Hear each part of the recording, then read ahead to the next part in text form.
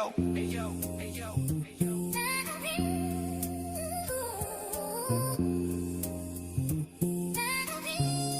Yo,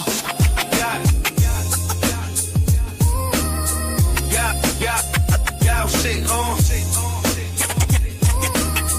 Yeah, shit on. Yeah, shit on.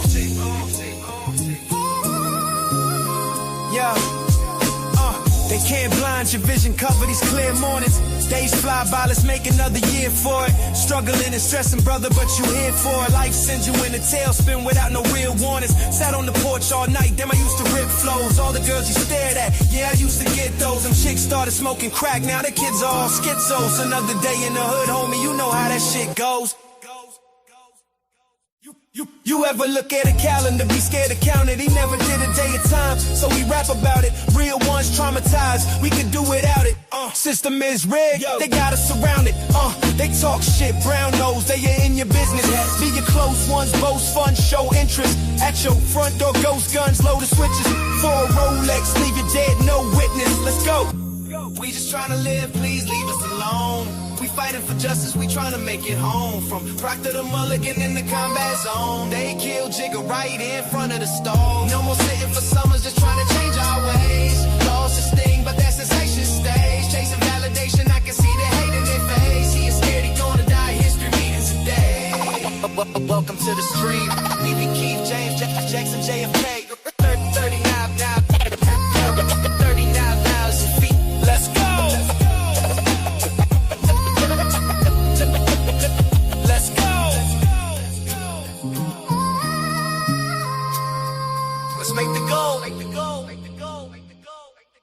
Hey yo, hey yo, hey yo, hey yo.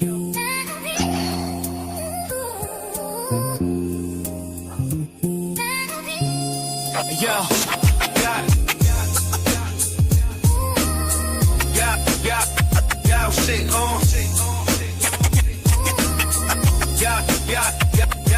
on. Shit on.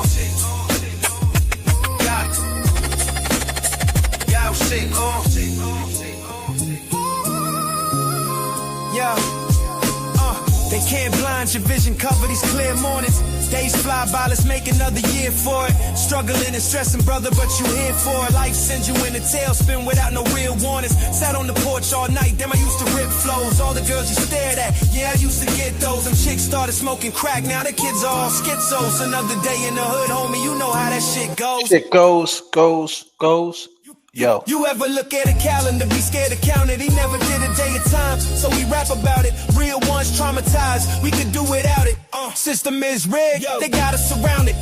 They talk shit, brown nose, they are in your business. Be your close ones, boast fun, show interest. At your front door, ghost guns, load the switches. For a Rolex, leave you dead, no witness. Let's go. Come on. We just trying to live, please leave us alone. We fighting for justice, we trying to make it home. From Proctor to Mulligan in the combat zone. They killed Jigga right in front of the stove. No more sitting for summers, just trying to change our ways. Lost the sting, but that sensation stays. Chasing can't hear me? I can't hear the music. If you're jamming on, I can't hear it. Welcome to the stream. B.B. Keith, James, Jackson, J.F.K. 39,000 feet. I'm gonna have to jump off, man. I want to hear the beats, man. Let's go.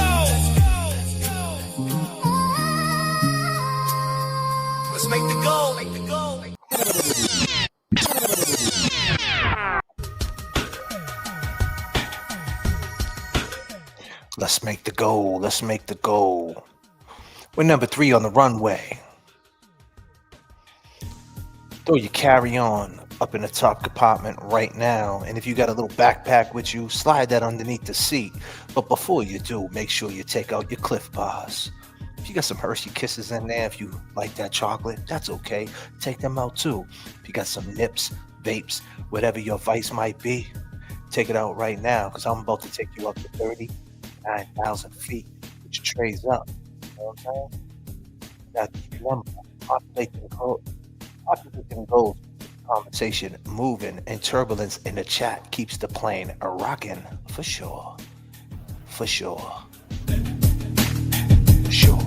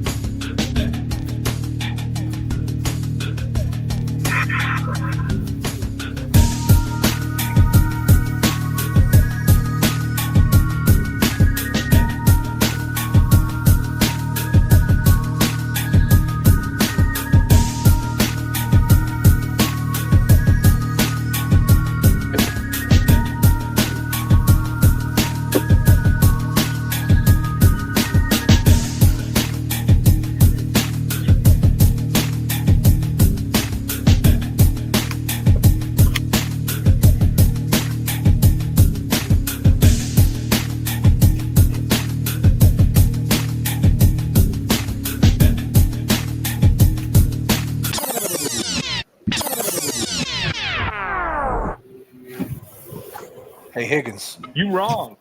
You wrong. Wow, it's real loud over there, Kevy Kev. I don't know what's going on. Miss 808, what's going on? Cheers, girl. How we feeling? You know, people, we talking about the Commonwealth of Massachusetts politics. As usual, over there in Middlesex County. Oh, for real. It's the same county. Would you believe it that David Yannetti came from? Tentacles, tentacles, tentacles. Would you believe it? This guy named Eddie O'Brien, 30 years ago, he allegedly stabbed this woman, Janet Downing, 108 times, 37 in the upper part of her body, her neck. R.I.P. Janet Downing. God damn, did that story have me twisted today, man? I'm sure.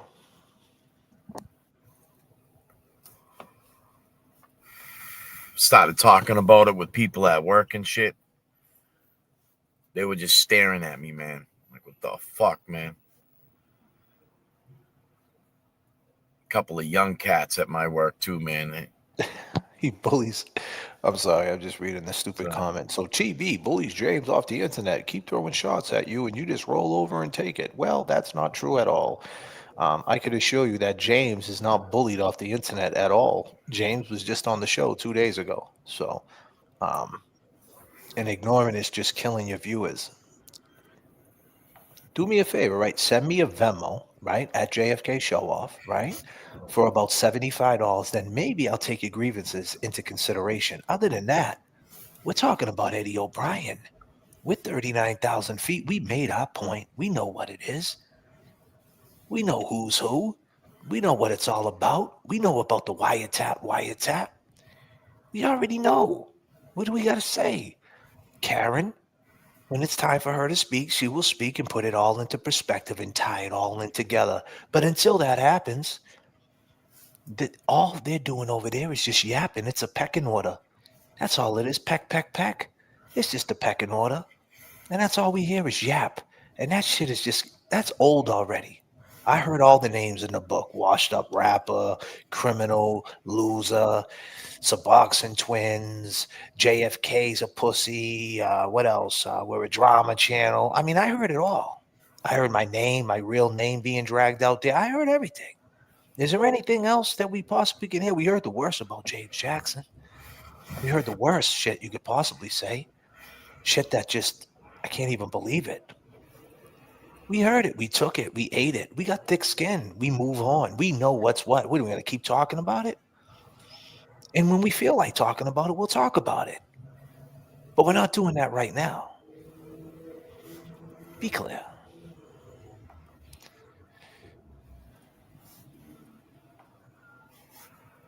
Well, with that being said, fucking Eddie, man, you know, the way the facts were laid out last night with the conversation with the woman that had wrote that book, and then with true crime garage. Let me tell you something. Let me tell you something, man. When those guys were breaking that down last night, I mean, I went inside, man, and I was looking up shit, man. I was it just twisted me, man. Twisted me. This case, It's one of them cases. was brutal. You know, it was a brutal thing. And, I don't want to say that a 14 or 15-year-old kid is capable of what went down, in that amount of time. I just feel like it was, it was something that somebody felt comfortable being in that house to inflict that with the amount of time. And it just don't, I mean, some of it don't add up, with Eddie. So I'm glad we're here tonight, man. Let's get into it. Yes, long money has arrived. Oh, yes. Everybody put your peace signs up for Nan. She just entered the chat. Are you guys scared? Are you guys ready? Who killed Janet Downing? R.I.P. Janet Downing.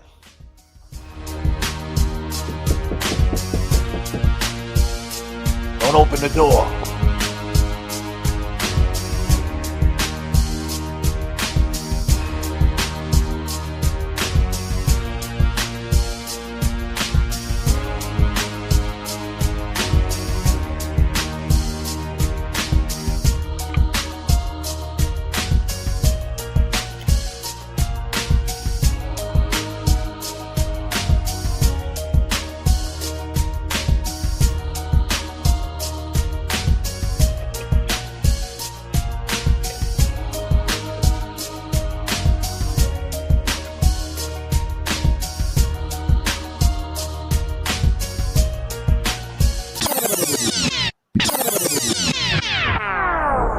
You know, the fun fact is with this guy right here is that back in 1995, no, excuse me, it was around 90, yeah, 98-ish, 97, 98. This guy served me pancakes on the 20th floor in Cambridge, being detained back in the day. This kid right here, looking just like this, gave me 3 pancakes. And I said to him, yo, throw another one on there, will you? And he goes, I can't. The CO's watching me. I said, all right, buddy. Thanks for the pancakes, Eddie. So this case, I seen this dude right in the mix of all this. Seen him around, seen him in the wreck. He was a young boy. And I was a young boy. But he wasn't, you know, he was being charged with some crazy shit. So it was like, what do you do? It's like he's in the kitchen, and you know they have a word for people who work in the kitchen. They call them snitching workers. It's fucked up. But some people who work in the kitchen, they're no good. You know that's just some bullshit. You know, politics behind the walls. But the point is, you know, someone got to do it, right? You get the good time, but point is, you can't do that to a kitchen worker. And he was working with the kitchen guys. He was on the unit with the kitchen workers, so he was kind of off limits. But you know, you say a couple of things to him, and it was spooky seeing him because he was a big kid. He had that big baby face, you know, and it was just like, wow. And you heard the story. You heard 100 times. You heard that he went in there and he just killed you know, and you're just looking at this dude, and you're just like, he really did that, you know. And it was spooky. You know, you're a young kid. You just got your own battles that you got to battle, and then you see this guy, you know. So it brings back a lot of memories just seeing this guy in that space looking like this, because that's how I remember him, is this. Let me get 3 pancakes, Eddie. Let me get an extra one, buddy.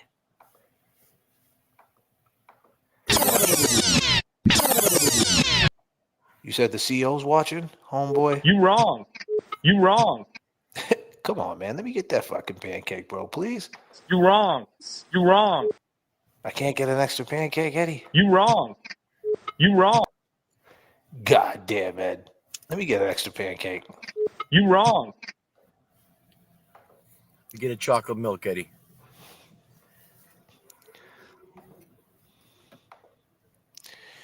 Have a bad night. Besties here watching J.F.K. and Kevy with me. What's up, Renee? How you doing, girl? Hope all is well with you. Who do we have up in the chat tonight? We have Dub45. He loves pancakes. Natalie D. Ahmad, always working overtime. Natalie's up in here. I seen What the Duck. She's moving and grooving around the chat. His Airlines is here, always here. And Ed saving all the pancakes for himself. His Airlines has a big opinion about this case. He knows a lot about it. And he thinks he's a stone cold killer, which is okay, because I don't know. I don't know if he did it or not. What we're about to go over tonight will make you think otherwise. And I would like to bring to the attention everybody that I found the guy Artie's phone number. I have his phone number, Artie. So the question is, should we call Artie tonight? But if we do, we have to say that he's live and that he's being recorded, because that's called wiretapping. in the state of Massachusetts. Would you fucking believe it? We don't want to break no laws and record somebody when they don't know. Do we? But we got some questions. We got some questions for Adi.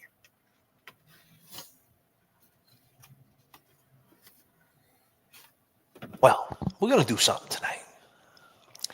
We're going to get into a whole bunch of shit that's going to make you think that it's after we go through tonight, his airlines, I want you to be clear, because his airlines, I don't know how close he is with this case.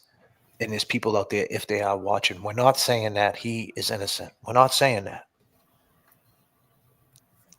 So you want to go, let's take him back for the people who don't know. So Eddie O'Brien was 15 years old, went to church that night, like around 7 p.m. I'm just throwing a little bit of a timeline out there. Came back to his house, gave some candy to his little sister, went across the street, seen the door open to Janet Down, in which his best friend was Ryan. He went inside there and he seen Janet on the floor. At that point, she had over 100 stab wounds. Obviously, he didn't know this at the time, unless he did it. And Her neck was sliced 30 times. They stabbed her through her bra, which that's the craziest part about this whole case. Go ahead. They removed her bra. Yeah. And stabbed the bra and then put it back on her. And his airline said that does a 15-year-old even know how to take off a bra? I mean, and know how to put it back on? Like, that's and they're saying that he had a sexual attraction towards her, an infatuation, but she wasn't raped or anything like that. Huh. And so he's in there, and then a guy grabs him. Where you going? Hey. Where you going?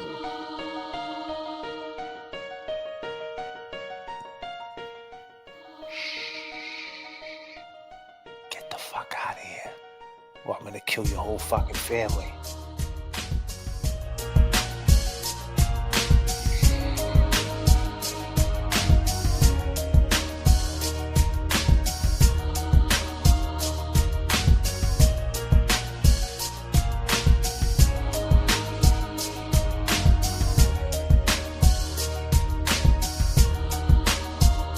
So,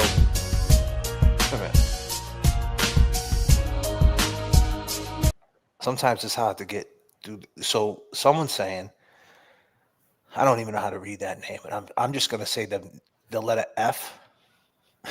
What is it? Fion? I don't even want to say it. Fion? What is that? 308, we'll say. F308. It wasn't clasped. It was draped over her chest. How do you know that? Because I didn't read that. How do you know that? Talk to us.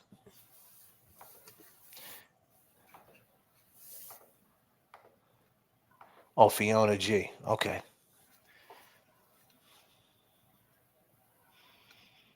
No, I didn't watch that, Natalie. I haven't watched that yet.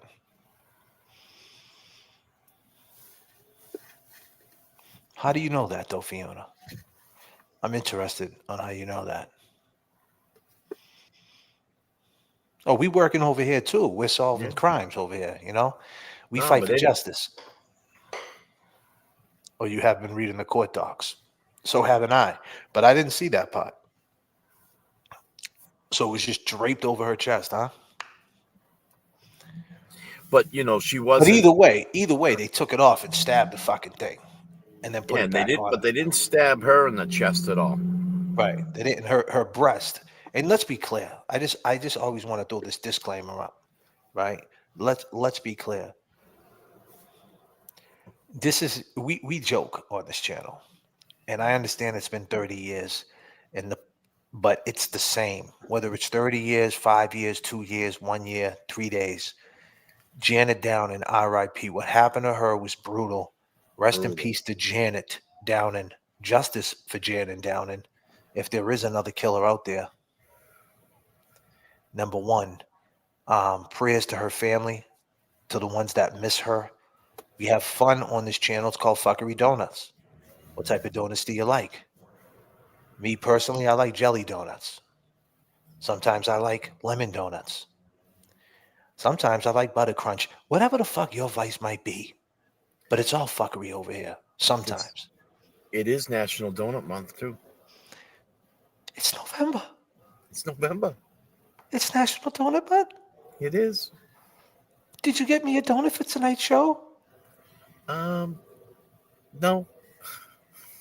But I got a request from somebody. They wanted to hear the Allman Brothers. So if you're out there, I forgot what your name is, but here's a little bit of Allman Brothers before we jump into the case of Eddie O'Brien, R.I.P. Janet Downing. Let's listen to some Allman Brothers.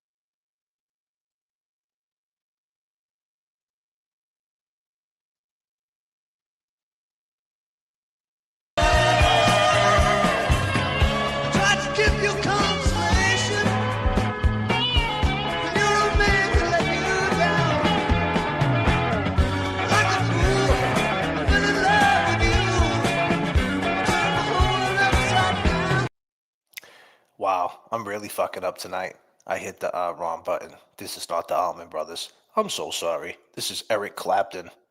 I got it marked wrong. I'm so sorry. I'm a fucked up DJ. Fire me. But guess what? This is going to have to do. It's pretty good, though. I like this song. Got me on my knees. I think it's darling, please. Darling, won't you ease my worries now? Let's make the best of the situation. Let's make the best of the situation. Before I finally go insane, please don't say I'll never find. Tell me all my love's in vain. You got me on my knees. Make it, darling, please. Darling, won't you ease my worries now?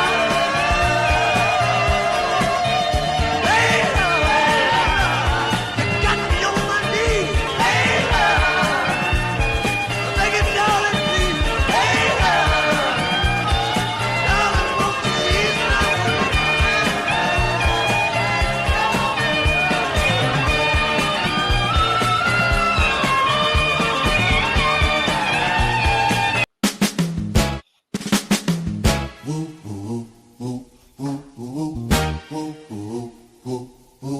Ladies, I'm so sorry.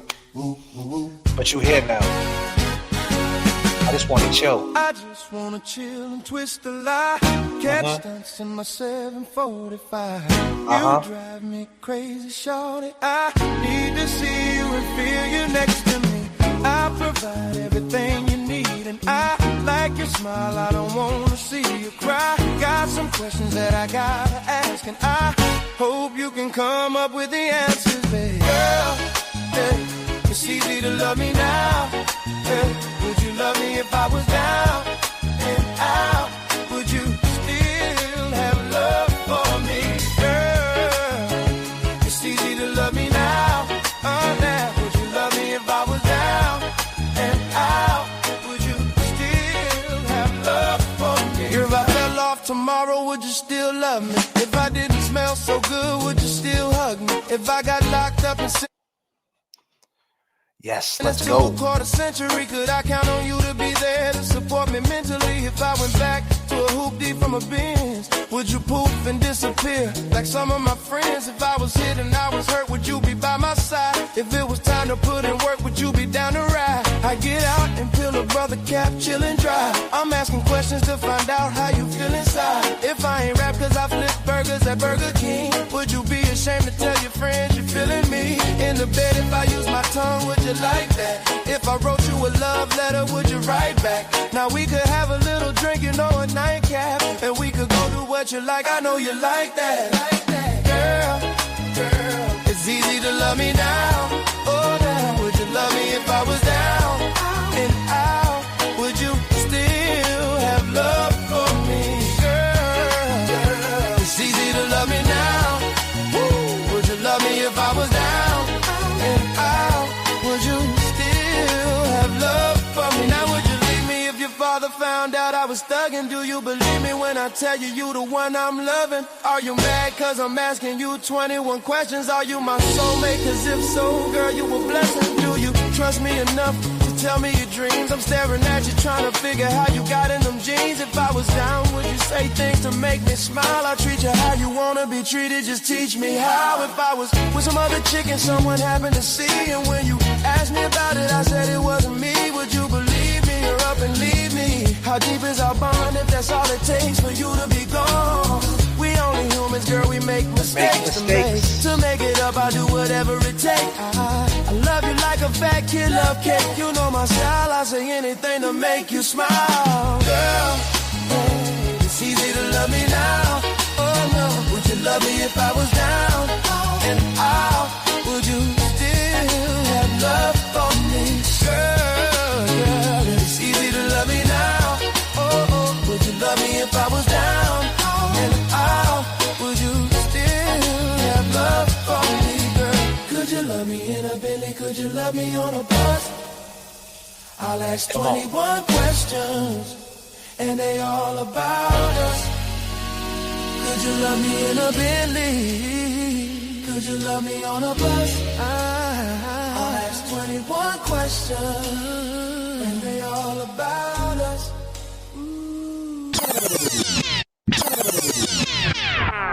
You're rocking with the best. How are we feeling out there, people? God damn. I go by the name of J.F.K. And I go by Kevy Kev. I'm glad you guys are here with us tonight. Is Millie out of Cambridge? Nice. Millie's is from Cambridge. Yeah, Millie's is my dude. That's my guy. I go back years with Millie's. But anyway, you want to take the first part of this reading thing we're about to do? Sure. Let's go. Let's pull it up.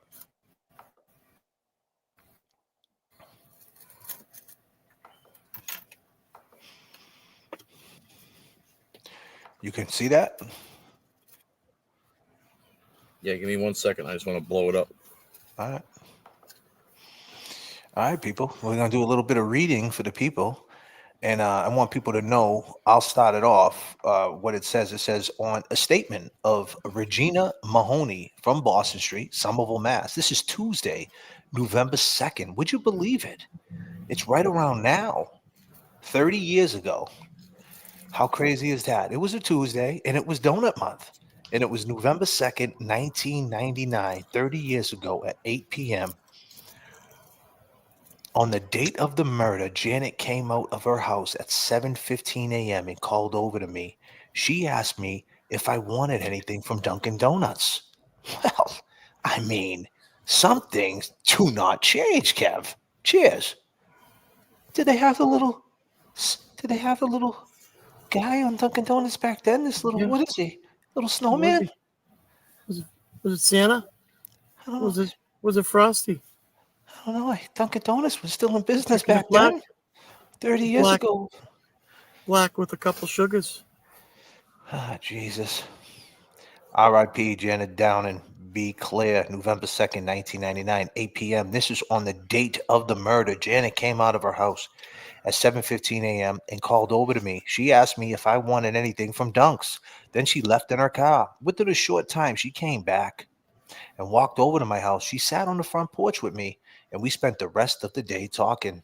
She spoke about a work review that she had been having and about the possibility of losing her job.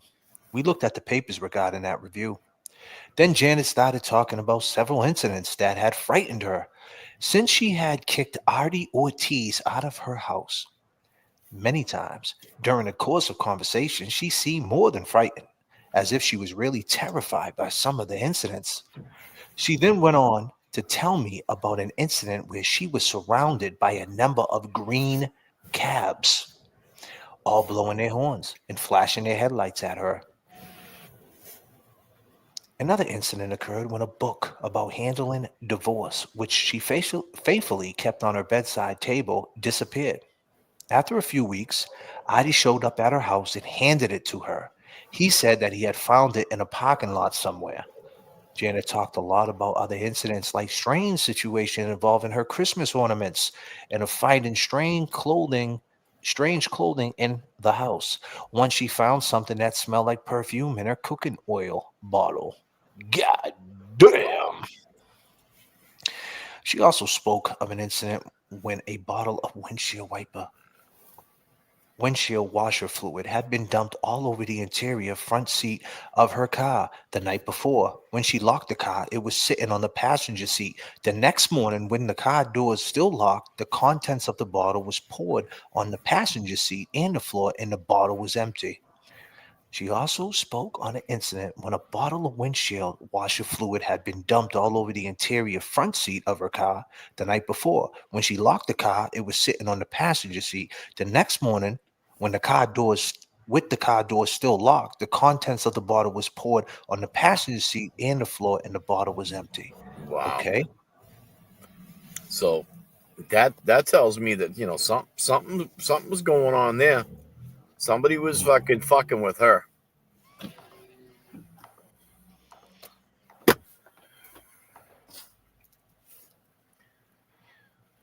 You guys scared?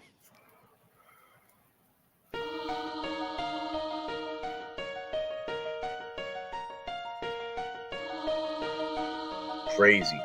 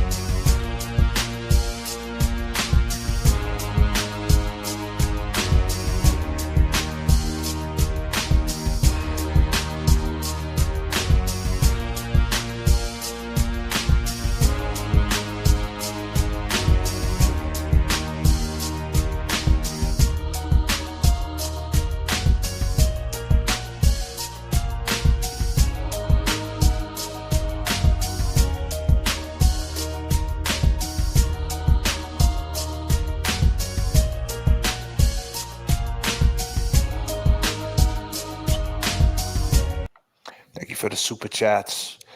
We pulled them up during the scary music. Everybody got to be quiet. What's that noise, man? God damn. Shit. Don't open the door, man. God damn. So here we go. Edward S. O'Brien, November 30th, 1999, page 9. She also kept finding her cellar door open when she would return home. I asked her if she reported any of this to the police. She told me that she would not, because of many weird things had happened that they would think she was crazy. I know Janet, and I know that she was always cautious, and now she was fearful. She also locked everything up, the car, the house, everything. I asked her if she thought that the kids might be retaliating for her, maybe punishing them. She was sure that it wasn't the kids. She said that she knew it was Adi, and she knew he had been in the house repeatedly. She was sure he must have had another set of keys to the house. I know this is true because after she kicked him out of the house, his cab was there just as much as it had been there before she kicked him out, except now it was always when Janet was away at work. Janet was completely convinced. She was completely convinced.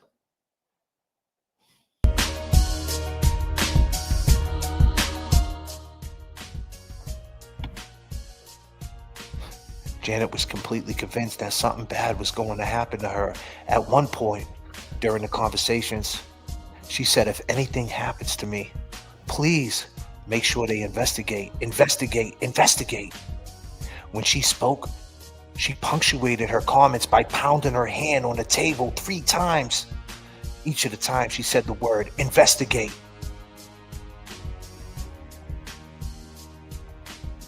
Investigate. Damn.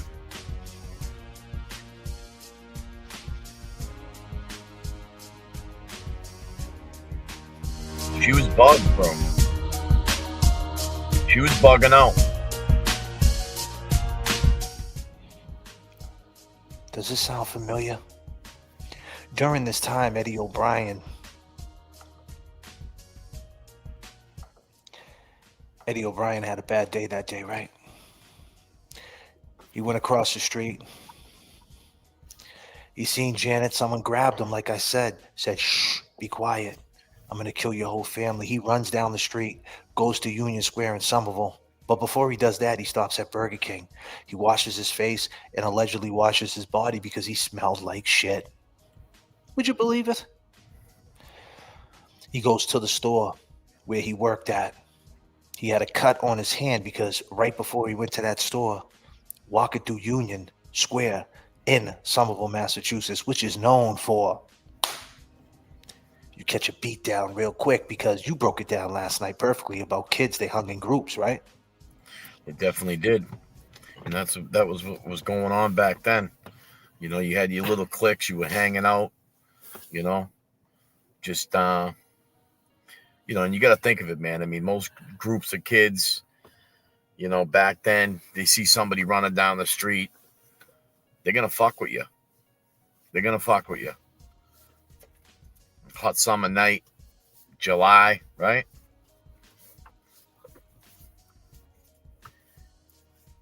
Everybody was out.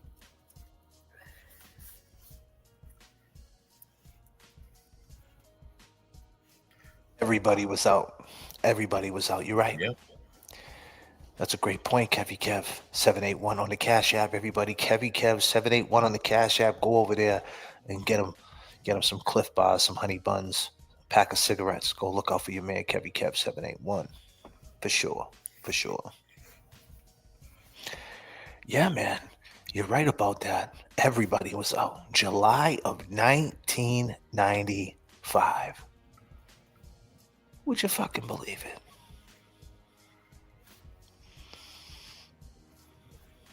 Crazy. I mean, and just to reflect a little bit about, Eddie. He was an altar boy. I said this last night. I mean, I feel the way the families like that were raised, in somewhat of a little bit of a strict environment. They wanted to make sure he was doing good in school. They wanted to make sure that, he was attending church. They were trying to give him some structure with a few jobs, trying to build his independence up a little bit. I mean, that I could see that coming from, a strong Irish family, trying to just instill some shit into this kid. He probably did good by his parents. You said something to me last night that stuck out to me, that if she was living in that house, right? Yeah, I His remember. grandfather. Can you break that down? You said it perfect. You said it to the point where it sounded like that's exactly what happened. You know, there was claims that he had said, or he wanted to know whether or not Ryan's mother was a lesbian, Hmm. which is a touchy subject. Hmm. Um, and at his age, 14, 15, to be honest with you, he probably didn't know the. I mean, I'm sure he did understand, but the concept here, I think that was being driven for him to ask is maybe he heard it somewhere. And I said to JFK last night, I mean, he came from a third generation household, the grandfather, the father, him. She was a single parent, I believe. Maybe she had Yeah, she, the dude Paul down, and she divorced him. He was around, but still, but like still, I mean, I'm sure, maybe. Yeah, go ahead. I'm sorry. she wasn't holding a, she didn't, maybe she had, a split relationship with this guy. But I mean, what I was trying to get at with JFK is like, you would, that's something you'd probably hear, like the grandfather saying, like, you know, there's no guy over there keeping an eye on those kids. Those kids are up on that porch all night long, yelling and screaming, blah blah blah. She got women going in and out, her girlfriends. She's probably a lesbian. You got an older. We're talking about an older crowd, the grandfather or the father. I mean, they're Catholic. They're in the church. They're old school. Yeah, that's something he would say. That's something I It's could just hear. something you might hear. Them yelling at each other, like Yeah, that lady. Some bullshit. I mean, they lived. You got to remember, they lived. They said, I think it was what 25 yards from his stoop to her stoop. You know what I'm saying? So Jenny Beck says, I can't count how many times I've seen big kids like Eddie get picked on by smaller kids. It does happen. yeah, Teresa dropped $10 on a super sticker. Then she dropped another $10 on a super sticker. And then Valerie came through and said, listen, here's $10, JFK. Free Eddie O'Brien. God damn. Thanks, Valerie. Becky says, I was reading today that her daughter said Adi wasn't kicked out and her mom wasn't afraid of him, but she was young too. So, yeah, well, that's what Adi's saying. Adi said that too. Janet was completely convinced that something bad was going to happen to her. At one point during the conversation, she said, if anything happens to me, please make sure they investigate, investigate, investigate. When she spoke, she punctuated her comments by pounding her hand on the table 3 times each of the time she said the word investigate. Between 10 o'clock and 10:10 p.m. on the night of the murder, I was watching the movie Attica on HBO. The prison riot scene had just started when I realized that the flashing lights and some of the noise I was hearing was from the ambulance outside at Janet's house. I ran right out of my house and over to hers. As I crossed the street, I saw Adi's cab parked down on Hamlet Street. The driver's door was next to the bushes in stone wall. I remember thinking that it was strange because Adi always parked in the driveway and nobody ever parks on this end of Hamlet Street. When I got to Janet's door, I walked past the cop and into the house. Later, before the ambulance left with Janet, Adi was out in the yard using a flashlight and looking for his cab keys. Then he came over to my house. It had been a brutally hot day, and I thought it was odd that he looked so fresh, like he had just showered. The rest of us was wilted from the heat, but he looked like he just stepped out the shower. His hair was wet, freshly combed, and even his clothes appeared clean. He kept talking about his lost cab keys. Really. I asked him how he got to Janet's house so fast, and he said that his dispatcher had called him on his cab radio and told him that his sister-in-law had been murdered. Adi made several telephone calls that night from my house and on my telephone, but I have no idea who he called. Now, I'm gonna say I'll speak up to something on that. You know, I had a buddy of mine. He used to repair cars in a cab stand. He was a mechanic. Real busy place. You know, but most taxi cab companies, you know, you got a couple of dispatchers sitting in an office, and they got a police scanner in there. You know, not defending Adi or anything like that, but I'm gonna be honest with you. You know, anything that went on in the city, you know, you heard it. They were more or less trying to, you know, they wanted to hear if one of their cars were getting pulled over. You know, you got a company that's got, you know, 40 taxis on the road during the day. This statement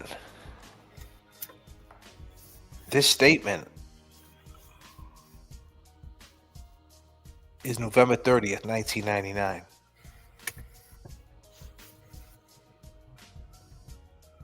Edward S. O'Brien, November 30th, page 10. I don't know if the statement is from, let me see when the original statement was.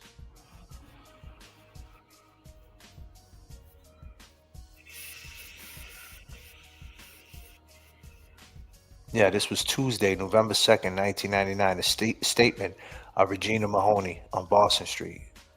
So this is 3 years later, right? 4 years later. So she must have been a neighbor or something, because this, I don't know what, this took place at 71 Boston Street.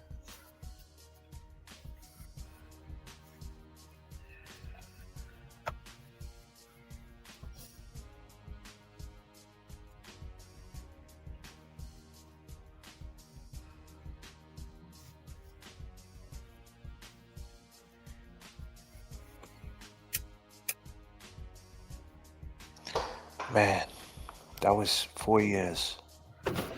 I asked him how he got to Janet's house so fast, and he said that his dispatcher had called him on his cab radio and told him that his sister-in-law had been murdered. I mean, bro. I don't know about that.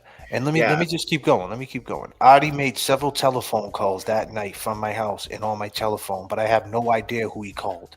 One day before the arrest, Adi came to my house and said they are focusing on Little Ed.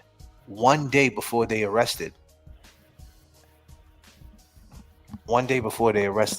Eddie, he said they're focusing on Little Ed.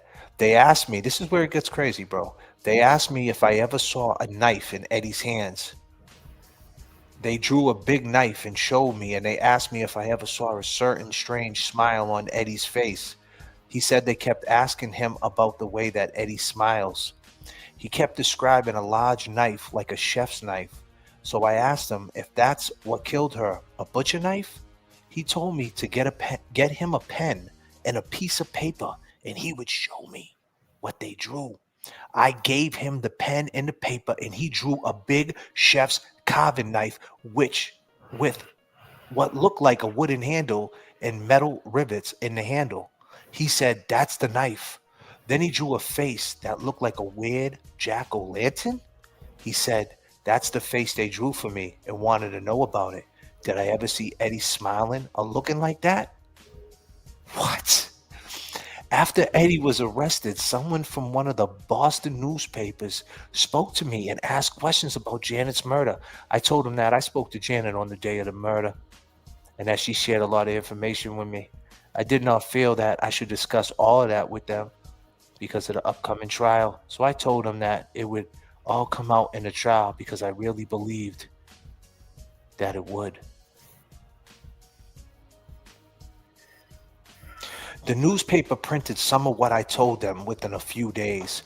Adi Ortiz began following me all over the place in his taxi cab. He was always at Janet's, so much that he knew my usual routine. After the murder and before the trial, whenever I left my house going to work or running any errands, I would see his cab parked on Hamlet Street. He was easy to spot because nobody from around here ever parks on that end of the street. He would follow my car back and forth from my work. He also followed me when I drove my daughter to work and back, and when I ran different errands, shopping, and so forth. Whenever I could see inside the cab and identify the driver, which was 90% of the time, I would tell that it was Adi Ortiz.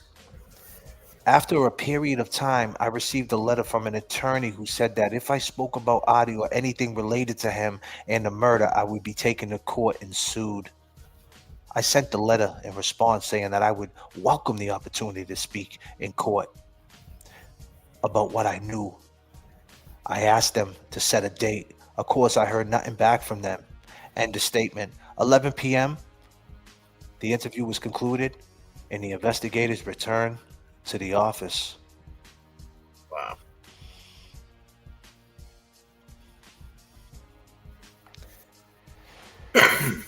Becky G said they asked how he was smiling. That's an odd line of questioning when he even suggested he was smiling. That is a weird. And then he drew a jack-o'-lantern? The fuck was that all about? Like so back to the bra getting stabbed, and now this dude's drawing fucking pumpkins. The fuck is that all about? You want to speak to that? You got me fucked up. You got me fucked up with this pumpkin shit. I mean, from what I understand. Lock the doors.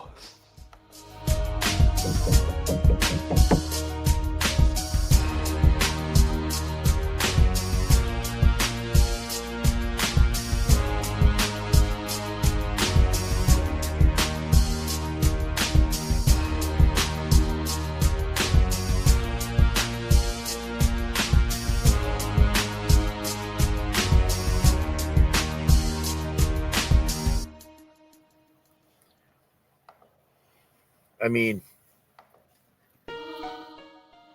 I don't get. I mean, what was the date? What was the date of that again? It was November of '99, so it was 4 years after the fact. So all right, hold on. So this is right before trial. November what though? I think I don't know. I think it was the second or it was the second. So people still got pumpkins out on their fucking porch. You know, Yeah. October 34th, 1st, you know what I'm saying? Yeah. Usually Halloween, fucking people got pumpkins out there. Maybe somebody was going around fucking up pumpkins and cutting them with a knife or something, or destroying neighbors' pumpkins or something, you know? But why would he draw it to say that's how he was smiling? He's saying he was smiling like a jack-o'-lantern, bro.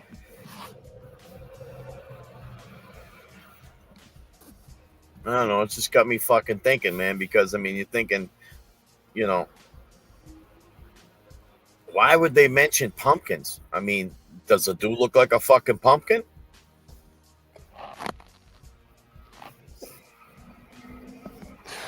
Yo. Ah, shit. Yeah, got me all fucking fucked up, man. And I'm just thinking of the time of the year and shit. And, you know, I mean, why the fuck would he be looking like a jack-o'-lantern? Someone just said something. Is he missing some crickets? Does he have, a big gap in his teeth? I don't know. That's a good question. I don't know. He's orange? Well, he was wearing orange. Well, he actually was wearing gray back then.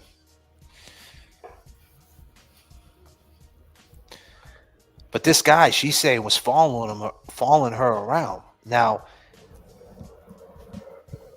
come to find out later, people are saying that Adi's daughter saying that he did it. And he has a son that's like 33 years old. So he had a son that 10 years younger than Eddie.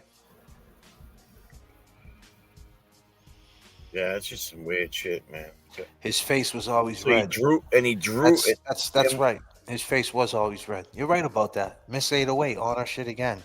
Miss 808. Yes. That's pretty slick. But the point is that makes a lot of sense, I guess. But And this dude's this dude's a creepy dude, man. he drew. So who drew the picture of the knife? He did. Adi. Adi drew a picture of the knife. God damn. You want to call Adi up? Yeah, let's call Adi. See if Ah, we can get. Let's see if he'll answer the phone. God damn. Is anybody scared to call this dude? I'm kind of scared. Was it a ginseng? What kind of knife was it? I'm scared too, Valerie. What time is it? It's a good time to call him. Let me set this up. 9:30s. I don't know if it's his number still. Be clear. I don't know if it's his number Fucking still. Price of Right just ended. He's up. I don't know if this is the same number. You know, when you look people up, sometimes the information ain't right. You know.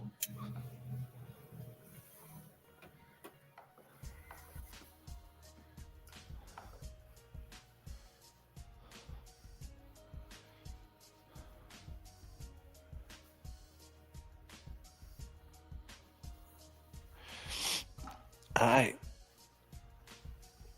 Let me do this first.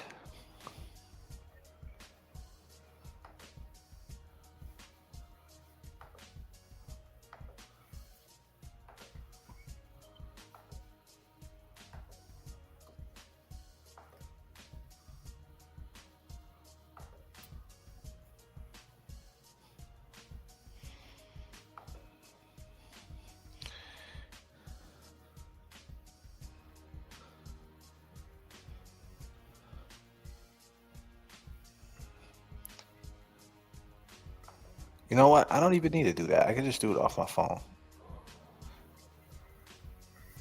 Let me see.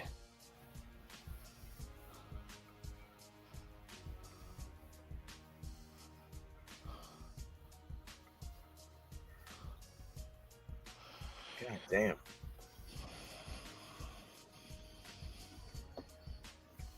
I was gonna do it on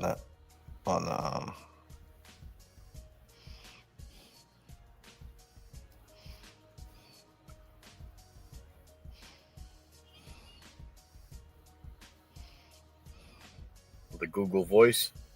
no, yeah. 975 6581 81.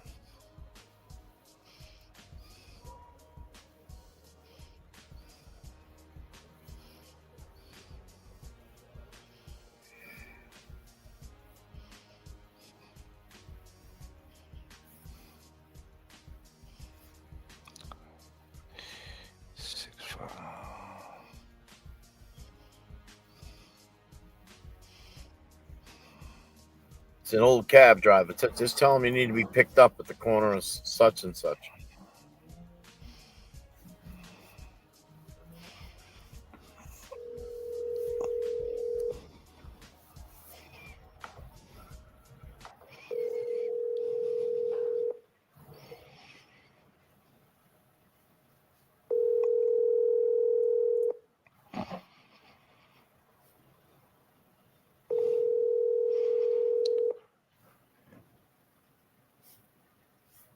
Adi. Is that you, Adi? Your call has been forwarded to voicemail. The person you're trying to reach is not available. At the tone, please record your message. When you have finished recording, you may hang up. Hey, Adi. This is J.F.K. and Kev live.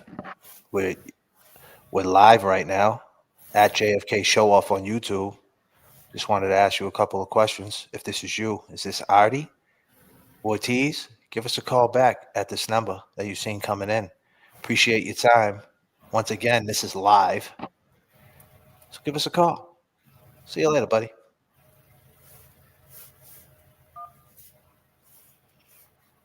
Yeah, you never know. You might call back. I don't know.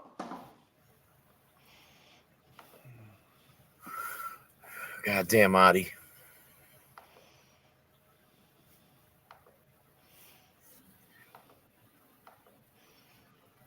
Oh boy. Well, if he maybe he'll jump in chat. Adi got your digits. That's okay. I got his digits too. We're working. I just gotta ask him a couple questions. Like, man, what the Working fuck, too. man? I mean, why were you following people around back 30 years ago? Is it true? I mean, this is what we do over here, right? We just want to ask him some questions. These are Yeah. some serious allegations.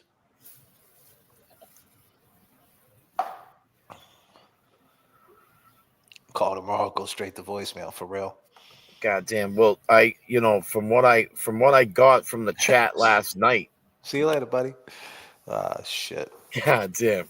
See you later, buddy. Fuck. What I We'll got call, from the chat we'll call last we'll night. call him back. We'll call him back in about 5 minutes after he listens to that message. What? Who the fuck is this? You motherfucker. Well, this is what I was gonna say. You might have to get ready for that because in the chat last night, I seen a couple people say that on Reddit, people have been trying to reach out to him, and he's fucking freaking out. He's clapping back.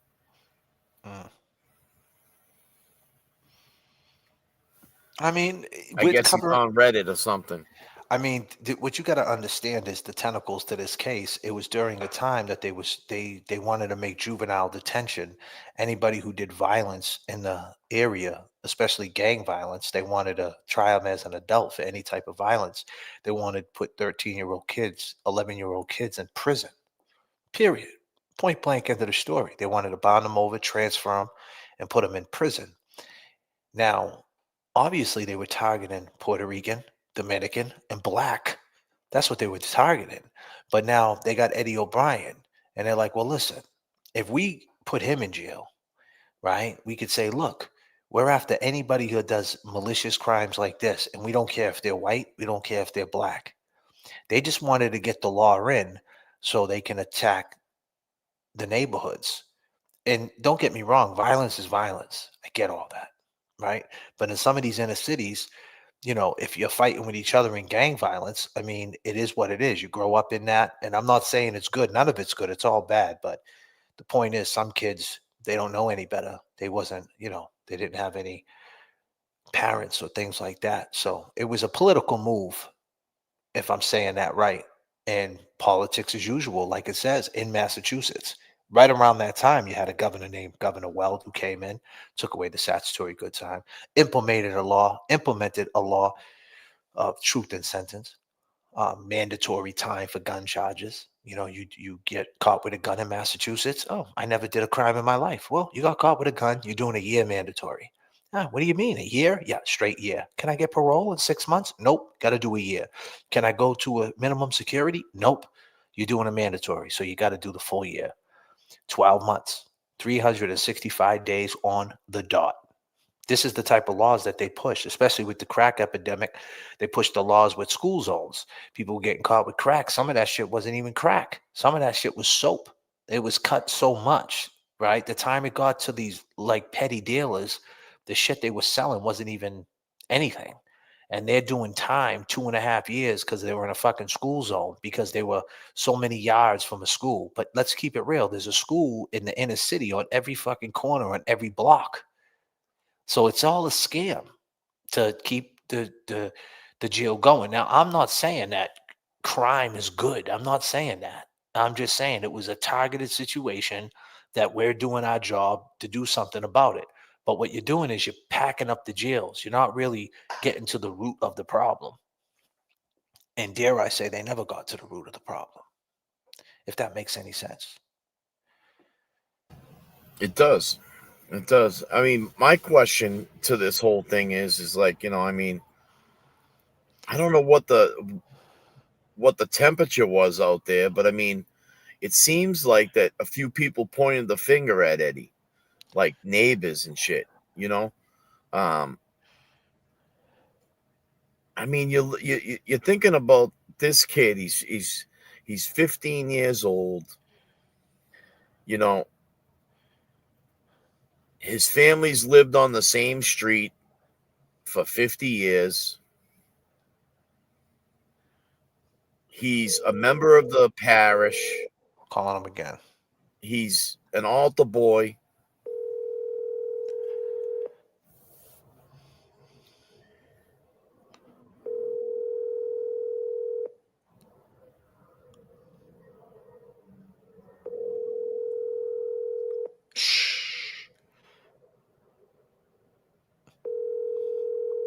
Your call has been forwarded to voicemail. The person you're trying to reach is not available.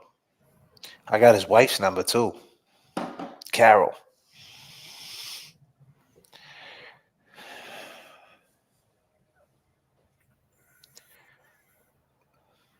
I don't know. I mean, I'm just, when I think about it, I say to myself, like, he either was popular,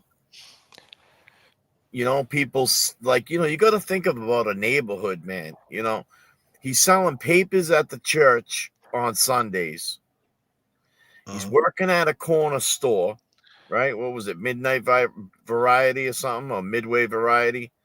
Midnight, yeah. He's got, a good group of friends, across the street, best friends. They, at one point, they were pretty close. I mean, close enough to just, if he's saying that he didn't like his mom's cooking, he definitely ate over there. He's definitely been in that house. I mean, some of my friends never went in my house. You know what I'm saying? As a kid. But I mean, he obviously was, a little bit more like a real good friend to him, to be able to be sitting on the porch and, being asked, hey, let's go swimming next door, or we're going to go down to so-and-so's house and go swimming. Or was he that kid that, walked down the driveway with his grandfather and father and mother and walked to church, and, he wasn't hanging with the kids all the time. You know what I'm saying? I mean, it seemed like he was pretty outgoing. And for people to point the finger at him, or have, negative feelings like, oh, he had an obsession with, the woman next door. He said little, quirky things to that kind of threw people off. I mean, was there something wrong with this dude? Did he act a little strange? When he was with his friends, did he say weird shit? I mean, we don't know, It's just kind of crazy that, he just seemed like a local kid from the neighborhood that, most kids that have a, that are dark, man, or have dark times, they're the ones that are fucking sitting in the house, or they don't leave their own porch. This dude, he was getting around. He was. He was, bro. But I'm just saying, like, being, he's in the church, Yeah, but not only that, the guy at the store put up another 10,000 for the people that mugged him to find him. And that brings me back to,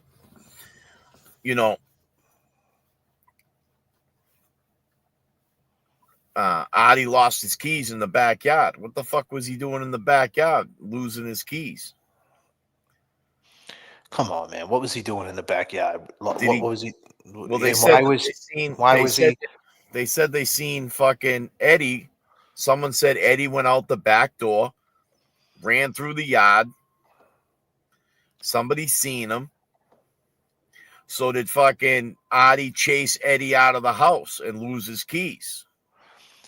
Her sister's name was in the obituary, but not Adi. Kind of weird. Usually brother-in-law's name is included. Any thoughts? Norman Corey coming through with facts. That's weird. Let's bring that up.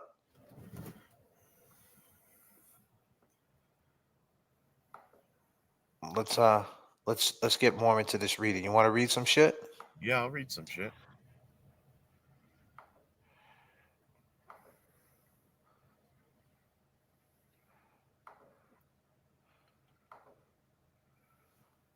Can you see that? Yeah, I can see that. I'll read So- right. I'll read right to the bottom and then move it up. No, this right here. It's right here.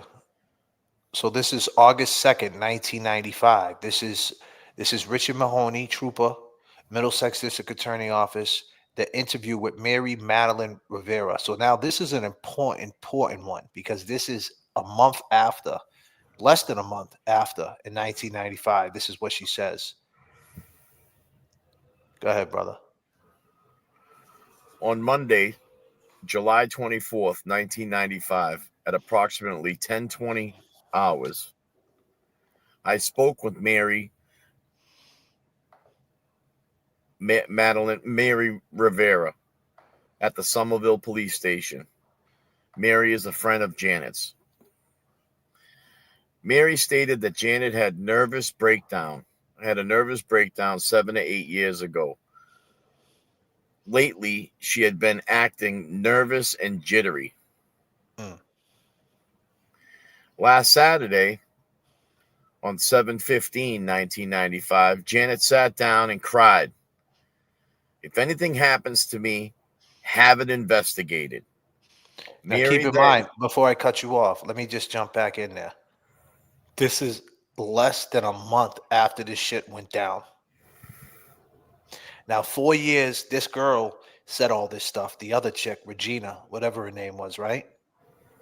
Yeah. That's 4 years later. This woman's saying this less than a month later. Go ahead. Mary then related the following events to Janet. Told her had been happening. I'd say Janet told her what had been happening to her. She was driving down Summer Street one day, and when she stopped at an intersection, she was surrounded by 5 taxi cabs. They blocked her in for a few minutes, and then they all left. Mary asked her if she blew her horn or called out to anyone, and Janet said no. On another occasion, Janet purchased either antifreeze or windshield washer fluid. Mary is uncertain of which one. She left this bottle in the back seat of her car when she parked in front of her house. The next morning, the bottle was empty, and the car door was still locked. Let me just stop you right there. Now, this corroborates the story with the other chick. The other chick said the same shit. Very similar. Go ahead. On another occasion, Janet it said on the empty, and the car door was still locked. There were clothes hanging in Erin's closet. These did not belong to Erin, and it was unexplained how they got there or who put them there. Janet called Mary on Friday because her car broke down. Janet told Mary, I want to talk to you about this. It's crazy. Janet called Mary twice Saturday and once on Sunday. She left a message saying, I have much more to tell you. Mary thought Janet was losing her mind. Janet had told Mary that there was one other person who knows about the things Janet was telling her. Mary said that Janet was losing her job in September. Her job was being abolished. She told Mary that these weird things have been going on for a while. Mary asked why she was telling her now, and Janet answered, I didn't want you to think I was crazy. Mary said that a man Janet works with asked her about 6 weeks ago, and she turned him down.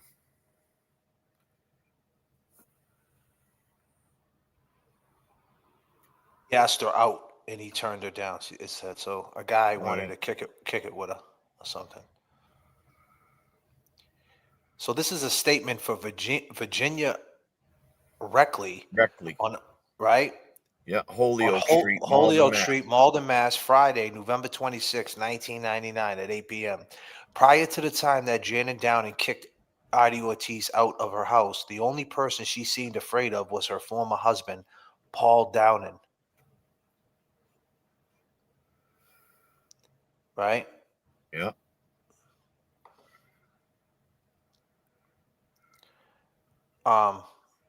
Any deep conversations that we had included discussion of her fear of him and of him repeatedly coming into her house at his own free will. At the time, she never spoke of any fear of Adi Ortiz, only that she didn't like him. When Adi was living at Janet's, I remember knowing that he had worked at the hood plant. Before Janet kicked Adi out of her house, she used to come to my house through the cellar. She would bring a cup of coffee with her. This neighborhood was crazy, huh? People were just like, this is that space and time where you could just, you know what I mean? That's Like, what I'm talking about. Everybody knew everybody, man. yeah. Right. Well, we don't have any pepper, or hey, we just ran out of cream. Go next door and ask her for some cream, will you? God damn. Before Janet kicked Adi out the house, she used to come to my house through the cellar. She would bring a cup of coffee with her and usually stay for an hour or so. She did not always talk. Sometimes she just seemed uncomfortable to be in her own house. Sometimes she would allude to Adi using and dealing drugs and not wanting any of it around her kids. After she kicked Adi out, she complained that she was sick of him still coming in and out the house when she was not at home. I know that he did come to the house and go in frequently because I saw him there on several occasions. Page 16, November 30th, 1999, Janet said that she knew he had been there because she would either hear it from the kids or she would find things out of place. On one occasion, she had me come over and look into her car. A bottle of the same shit. A bottle of windshield washer fluid had been poured out on the front passenger seat, and the empty bottle had been placed on the front passenger side floor. Another time, she showed me a plastic bag which was hung from a beam in the cellar. The bag was filled with cat litter and cat stools. What? God damn. So somebody was fucking with her. Then we found that a wooden ladder, which we both use regularly to clean gutters and for things around the house, was missing from the cellar. On the night of the incident, I remember seeing Paul Downing go by my window and into his house. I knew he was in there alone with his mother. At exactly 8:15 p.m., I heard a loud thumps going from the top to the bottom of the cellar stairs. I assumed that they were fighting. So I take it that this is a neighbor. I assumed that they were fighting, as they always did. I am positive of the time. Then, as I said before, I tried to wash dishes and had no water pressure. That always happened if Janet was running any water. Ooh.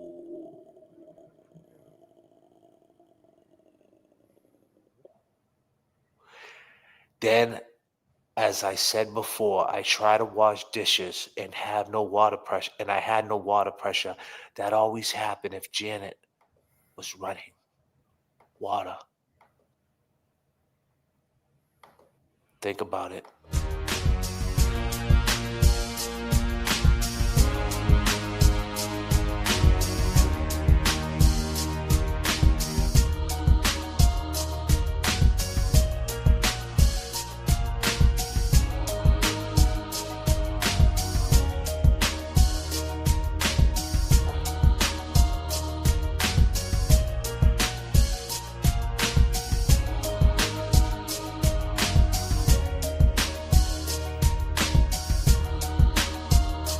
God damn.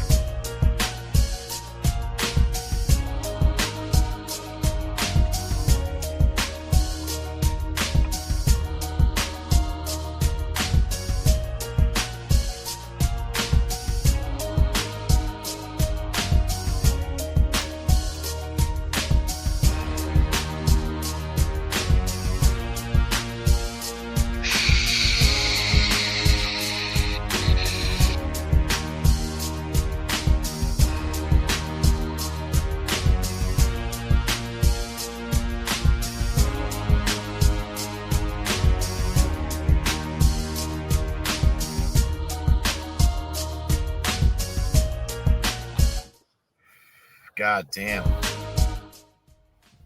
I just got one question for everybody. Y'all feeling JFK and Kevy Kev tonight? If you guys are rocking with us, throw your ones up right now in the chat. And as you're doing that, my people, my party people, I have another request. And this goes out to my girl Becky G. Lord, give me a sign. R.I.P. Janet Downing. Yeah, in the name of Jesus. No weapon formed against me shall prosper. And every tongue that rises against me in judgment, thou shalt condemn. Lord, give me a sign. For this is the heritage of the servants of the Lord. And their righteousness is of me, said the Lord. Amen. Lord, give me a sign. I really need to talk to you, Lord. Since the last time we talked, the walk has been hard. Now I know you haven't left me, but I feel like I'm alone. I'm a big boy now, but I'm still not grown. And I'm still going through it. Pain and the hurt. Soaking up trouble like rain in the dirt. And I know only I can stop the rain with just a mention of my Savior's name. In the name of Jesus. Devil, I rebuke you for what I go through and trying to make me do what I used to. But all that stops right here. As long as the Lord's in my life, I will have no fear. I will know no pain from the light to the dark. I will show no shame, spit it right from the heart. Cause it's right from the start. You held me down and ain't nothing they can tell me now. Lord, give me a sign. Let me know what's on your mind. Let me know what I'm gonna find. It's all in time. Show me how to teach the mind. Show me how to reach the blind. Lord, give me a sign. Show me what I got to do to bring me closer to you. Cause I'ma go through whatever you want me to. Just let me know what to do. Lord, give me a sign. Please show me something. I'm tired of talking to him, knowing he frontin'. Crying about life ain't nothing. But you either be the one mad cause you trapped or the one hunting. Trapped in your own mind, waiting on the Lord. Or hunting with the word that cuts like a sword. The spoken word is stronger than the strongest man. Carries the whole world like the strongest hand. Through the trials and tribulations, you never let us down, Jesus. I know you're here with us now, Jesus. I know you're still with us now. Keep it real with us now. I wanna feel, show me how. Please let me take your hand, guide me. I walk slow, but stay right beside me. Devil's trying to find me, hide me. Hold up, I take that back. Protect me and give me the strength to fight. Give me a sign. Let me know what's on your mind. Let me know what I'm gonna find. It's all in time. Show me how to teach the mind. Show me how to reach the blind. Lord, give me a sign. Show me what I got to do to bring me closer to you. Cause I'ma go through whatever you want me to. Just let me know what to do. Lord, give me a sign. I forget, never die. I will never live a lie. I'm gonna get because I try. What? I won't get until I die. What? I'm gonna make it wrong or right. Yeah. Make it through the darkest night. Yeah. When the morning comes, you'll see that all I have is God. Lord, give me a sign.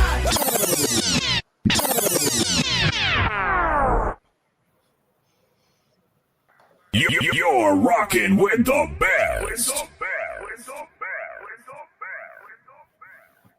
Damn, bro. You know, I'm over here fucking jamming out and shit. Thanks, Becky. And I'm thinking, man, this must not have been a single family house, huh? I mean, if she was losing water pressure, they must have had upstairs neighbors. And for her to hear shit being rumbled on the bulkhead stairs, they must have been sharing a house, two families. It's a duplex, someone's saying. God damn. We got a lot of people that's involved in this case. I mean, I can't believe how many people jumped out. And peace to everybody. The Somerville Triple Deckers, Miss 808, coming through. What the Duck, our girl. When's the next live show so we all can be in the same room again? Soon, What the Duck. We're going to get it together, What the Duck. And I can't wait to see you and all my long gamers. What the Duck. Great, great woman right there. Appreciate her. And my girl, Natalie D. Of course. Natalie D. Yeah, man. She held it down for Jigga. She got that whole 50-50 raffle, got $1,200 raised for Jigga. Politics as usual, like this case is. I mean, this is just the Commonwealth, right? It's just shady shit. Once you're in the scope, you're in the scope. If they have their eyes on somebody else or they want to shape it to somebody else, that's what they do. I mean, and this is one of these things. Like, why would they want to do that? Why would they want a woman who got brutally murdered like this? Not saying that Jigga didn't get brutally murdered too, but like this is some like scary movie shit. You know what I'm saying? And like, why would they just But it's starting to look like that. She said the water pressure. I mean, why would this lady lie? And then the other girl said he came walking down the street like he just jumped out of the fucking bath. It's crazy, bro.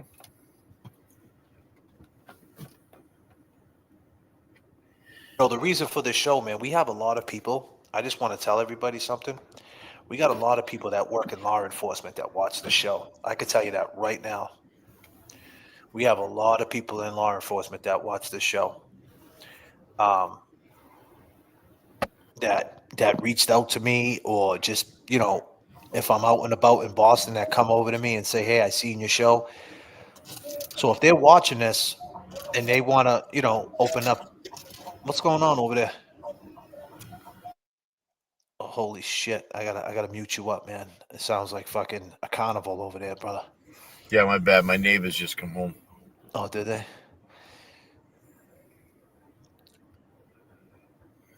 It's just these crazy headphones, bro. It probably doesn't sound as bad to these Oh people, no, it but was bad and shit. it sounds crazy to me though. It's fucking blasting in my eardrums. But yeah, I mean, you got to get a pair of headphones. The ones that I got to get them too. The ones that just kill the sound.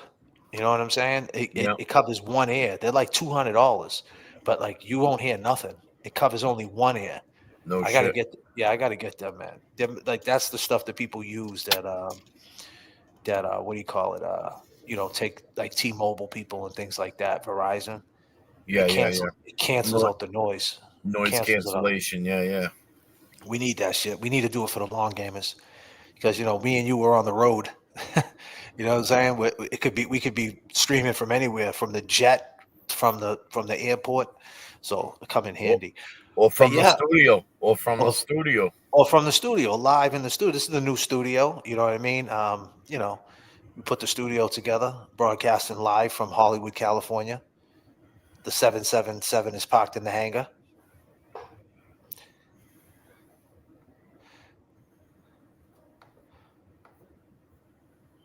Yeah, so let's get more into that.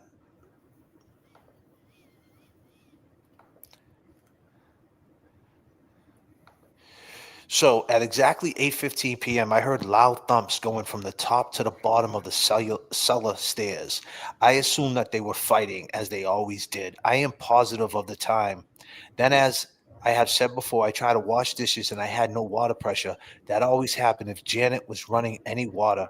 About 9:50 p.m., I saw Eddie O'Brien Sr. run by my window. Barry and I ran outside and followed Ed into Janet's. Barry ran past me. When I went inside, I saw Janet on the floor. There was a small amount of blood around the back of her head. There was no blood anywhere else in the room. I realized that I was stepping on two pitchers that were face down and side by side. No broken glass. They were just laying there.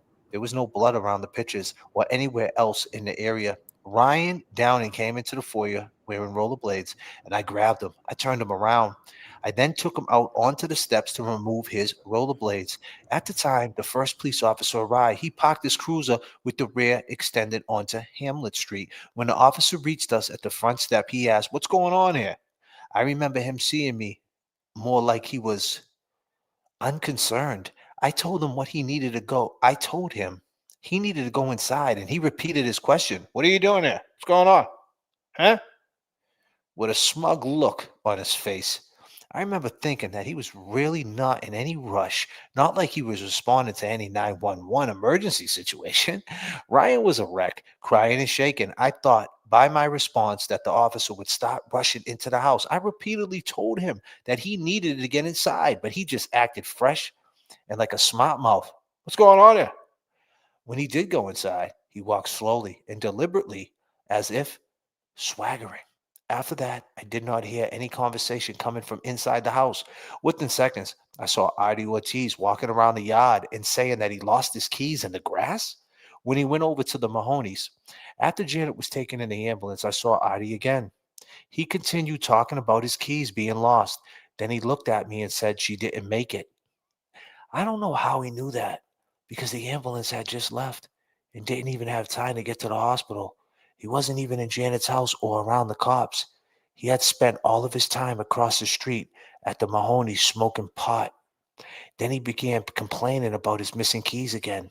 At first, he never said why he happened to be at Janet's so soon, but later he said that he heard it on his cab radio from the cab company. Much later, when I was questioned by the district attorney's office, they asked me about the blood that was plastered everywhere when I initially had gone into Janet's house. They got angry and argumentative when with me. And when I said that there had been no blood, with the exception of the blood around her head, one of them yelled at me and asked me, "What do you mean? There was no blood splattered all over that room." What do you mean there was blood splattered all over that room? Excuse me. It was sprayed everywhere, all over everything. He was very upset with me. I told him that there was no blood around the room at first. However, after they took Janet away, there was a lot of blood splattered around. I also said that there was spatters came from the efforts to revive her and had occurred when the EMTs were performing CPR. I said that each forceful compression on her chest had splashed blood all over the room. God damn. At that point, several of those present looked at each other and gave each other what I can only describe as knowing glances. Then they stopped discussing the blood with me. On the night of the incident, when I had first gone into the house, that lack of blood had caused me to wonder if Janet had committed suicide. However, later that night, I dismissed that idea when a police officer took us down into the cellar and I saw a tremendous amount of blood smeared with several bloody handprints on the stairway wall. End of statement. The investigator then spoke briefly with Barry Reckley. Barry stated that at 9:50 p.m. he heard Eddie O'Brien Sr. yelling to him. He said that's when everything started. He said he followed Ed into Janet's house. Then he spent most of the time in the front room. He remembers a number of people in and out the house, including a fireman. He also remembers being outside after the ambulance had just left and hearing Adi Ortiz telling people she's dead.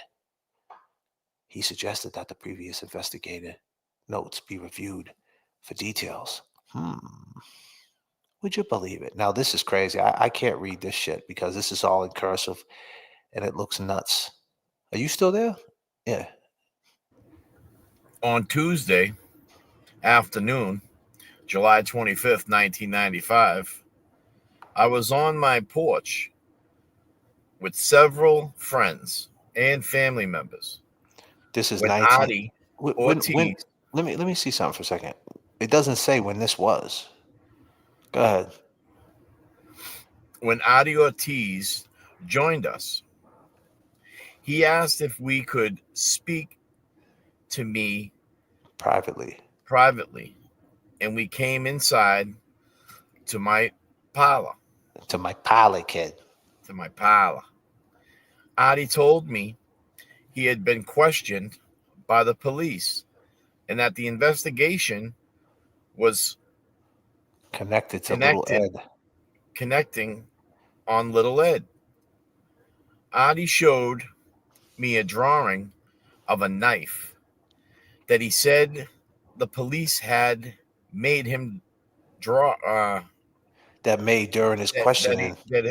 He had made during his questioning. And it It appeared to be a appealed. sketch. Yeah, good.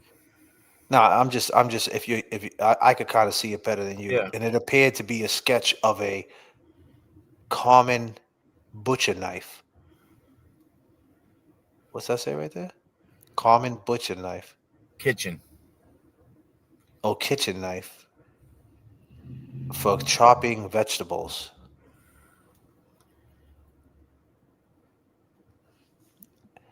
What does it say?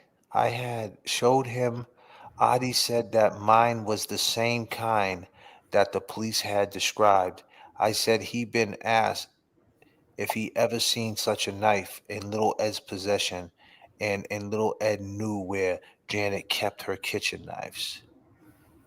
Adi also said he's been questioned about little Ed's smile or if it was familiar with any bizarre smiling habits of little Ed. I thought that whole idea of little Ed as a suspect was absurd. And I told Adi that I thought the police questions were pretty odd. Adi changed the subject at that point. Adi then told me that he had several conversations with Janet in the past, and that Janet had told him that if anything had happened to her, she wanted him and her sister to have her car and to move back into to have her car in. Can you see this? Have her told him that if anything had happened to her, she wanted him and her sister to have her car. Wow. So he No, said, and no. It says that's crazy. to her kids. Told him that if anything ever happened to her, she wanted him and her sister to have her car and to move back into her house to raise her kids and take care of her Property. property. What? Since I know this to be a lie, I ended our conversation at this point and went back to the porch to join the others. Adi asked to use my phone and he left shortly after. I didn't see him again until later on in the evening. When was this though? Damn. So This is when the fuck is this? listen, that was just that was a handwritten submission. Yeah. So this is crazy because this motherfucker was trying to But say when the fuck was this though? Hold on, I'm sorry, bro. I'm just trying to. I'm trying to. It doesn't say when this was and who was this. Is this the same person? on the very bottom it was signed. Was it Yeah.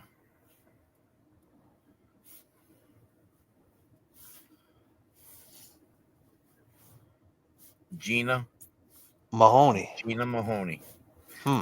So what I'm getting from this is that fucking Adi was trying to fucking pull a fast one and say, "Oh Jesus, if she said if anything ever happened to me, blah blah blah, just take over the place, like take over my car, help my kids out, and just stay in my house." Like, Yeah. All right. you know what I'm saying? The fuck out of here. Yo, and why would she lie about that? Why would Gina lie about that? Back to behaviors. And let's parallel it to Big Bad Barn A. You don't come out the house because you were making love to your wife. You told her. You told Nicole. You told her. I love you. Don't go. You ruined my whole world, girl. Tell me you'll stay. I don't hear the cops outside. Chloe wasn't barking. I was making love to my wife.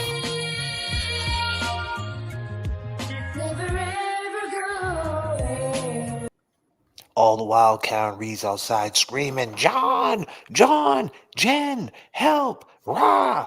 Fire engines, diesel engines running. A police officer doesn't hear a fucking thing. Weird behavior, period, to make you say maybe they had something to do with it. No different than this guy Artie That's saying in the moment, hey, she always said that if something happened to her, I can have her car and she wants me to move in and take care of her property. right. Go ahead, Oh, brother. fuck out of here. You wrong. You wrong. You wrong. You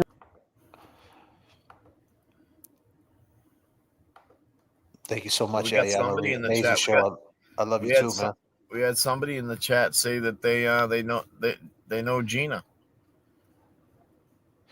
When's the next live show? Becky coming through for the fun for the headphones. Thank you so much. Best live ever. Thank you, What the Duck. Appreciate it. They should have you read the text for Karen's case instead of Yuri. Your inflection is on point. I appreciate that, Becky. I'm trying So my best there. It's hard to see this shit. DMX Lexus. It says DMX Gina Lexus. is my sister-in-law's aunt. Well, would you believe it? God We damn. got Before we still keep it going, I got another request by my girl Miss 808. She wanted to drop a little Christopher Williams. Let's take it there.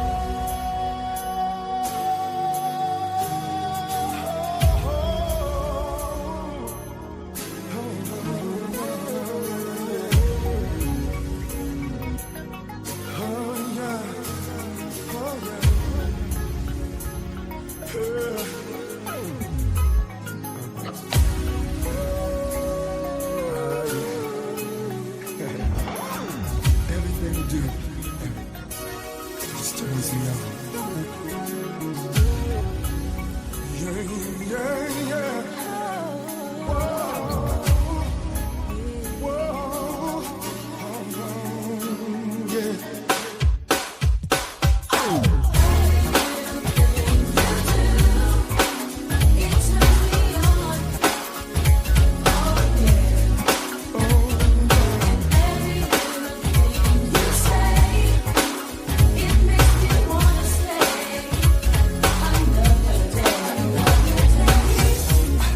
Sexy thing, tell me do you want to go with me tonight? 'Cause in my mind, I see romantic faces, candlelight champagne all night. Ooh, baby,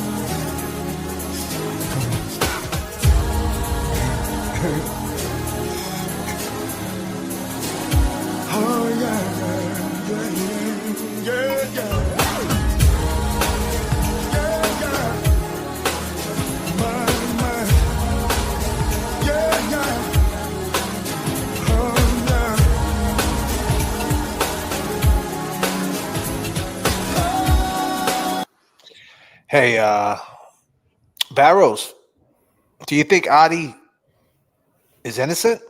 Absolutely not. God damn. You think Adi's shady? You don't think he did it? You think Eddie O'Brien did it? Do you think Eddie O'Brien, seriously, Barrows, we got to talk to you. You're the only good cop in Massachusetts. Do you think Eddie O'Brien did this crime? Absolutely not. Oh, shit.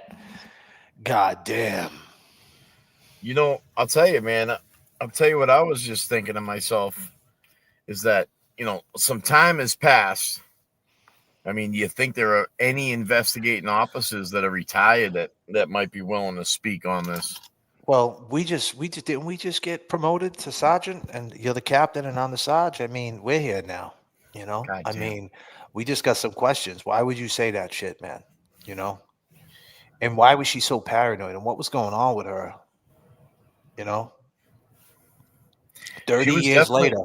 she was 30 years definitely later. getting fucked with. Now, the whole blood down the basement smeared on the stairwell, and I mean that I didn't hear that last night. Now that shit got me spun again. Like, I mean, it seems to be leading back to fucking Artie. Mm-hmm. You know, if Artie was squatting in the basement and she was upset with them, and you know, I mean, you got to think about it too. I mean,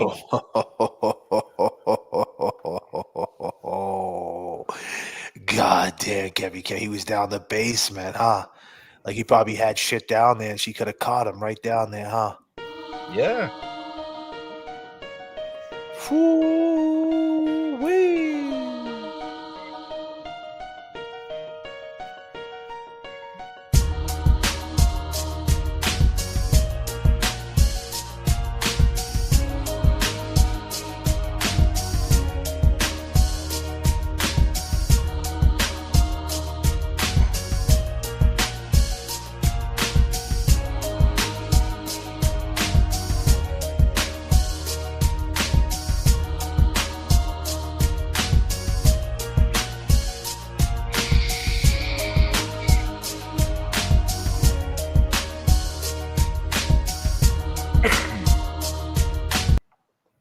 Don't open the door.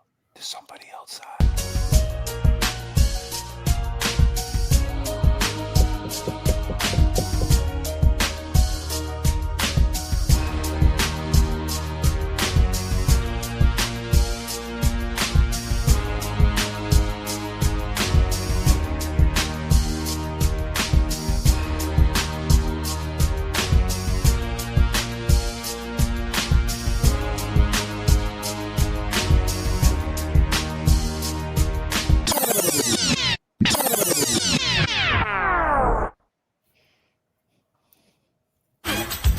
Yeah. Yeah. Yeah. Turbulence in the chat. Turbulence in the chat. Can you hear me? Can you hear me?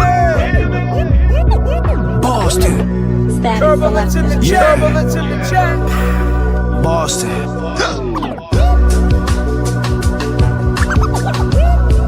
Can you hear me?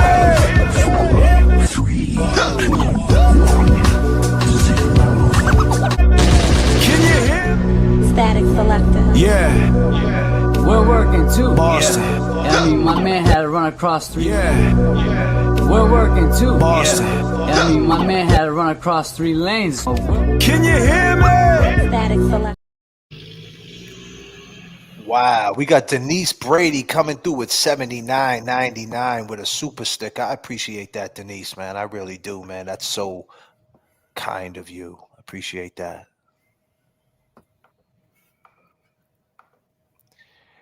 Let's keep it going, man. Because next up, Adi speaks. Would you believe it?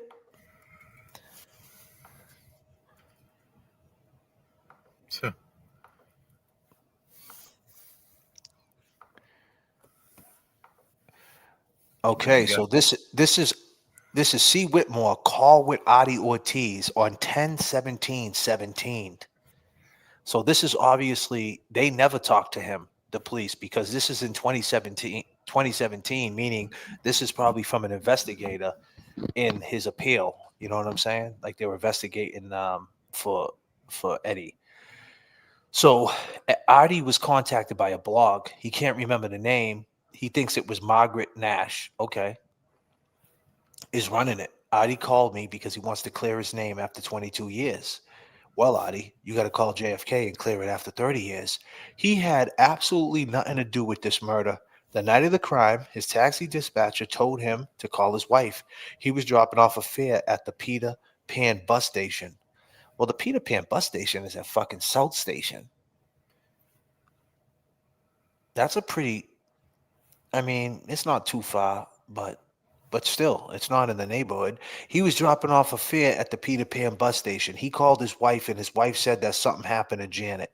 Adi parked his cab at the corner of Boston and Hamlet Streets. He tried to get to the house, but the police stopped him. He knew something serious had happened. Adi went over to Ryan, was in the police car. Ryan was in shock. Then Adi went to Gina Mahoney's house.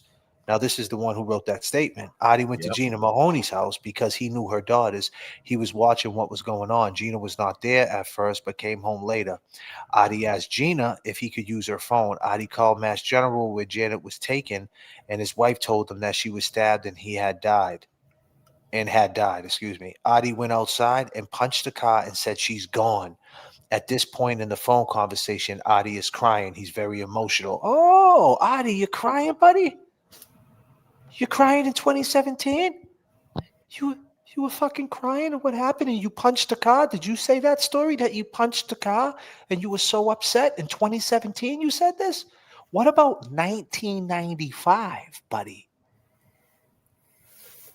I was there. I was out there in 1995. I was running a fucking muck in 1995. Shortly after that, I fucking went to college. But anyway, that's another story. Oh, God damn. God damn. But, Adi said that Margot's book is not accurate. He was never kicked out of Janet's house and never sold drugs in that house. Adi read me a letter from Erin Downing, Janet's daughter, stating that they all had a good relationship. Adi's lawyer told him to get letters from Janet's kids saying how women. So Adi's lawyer told him to get letters from Janet's kids saying how their relationship was. Adi and Carol moved out because they got Section 8 housing. So your lawyer, your fucking scumbag lawyer said, go to these kids, pen me a letter to make it look like we're cool. These kids don't know. This is 2017. That happened in 1995. I mean, how old were these kids in 2017? The question is, how old were they in fucking 1995? Who was your lawyer? Was he like, who was the lawyer that was always in court? Was it Hank Brennan? I mean, damn, Gary's a roller. Who the fuck told you this? God damn. This is crazy. After seeing this Karen Reed case and seeing inverted videos and seeing the lawyers and seeing how they go in, do you understand how, like, he's saying because he got letters from kids, so what? What does that mean? To fucking prove that the relationship was How the fuck can they prove that in 1995? How old are these kids? If these kids are in their 30s, how fucking old? I mean, if they're in their like late 30s, how old were they in 1995? Fucking 7, 6? How the fuck do they know? They didn't even know it was National Donut Day in November. I just wanted a Boston cream. I wanted some munchkins. They didn't have the cinnamon ones. They said they only had pumpkins. I said, Adi's drawing he's drawing on the pumpkin munchkins. I said, what is he doing? He's drawing faces on the fucking munchkins. jack-o'-lanterns. Jack-o'-lanterns. Adi lanterns. God damn. Adi lanterns. Oh, shit. What the fuck, dude? God damn. What is going on, dude? This is fucked up. Yeah, this is fucking crazy, bro. Let's keep reading. Adi said the Margot's book is not Margaret's book is not accurate. He was never kicked out of Janet's house, never sold drugs in that house. Of course you never did. Sure you didn't. Adi read me a letter from Erin Downing, Janet's daughter, stating that they all had a good relationship. Adi's lawyer told him to get the letters. Of course he did. From Janet's kids saying how the relationship was. Adi and Carol moved out because they got Section 8. Now this section is great. This is the first time Adi has talked about that night in 22 years.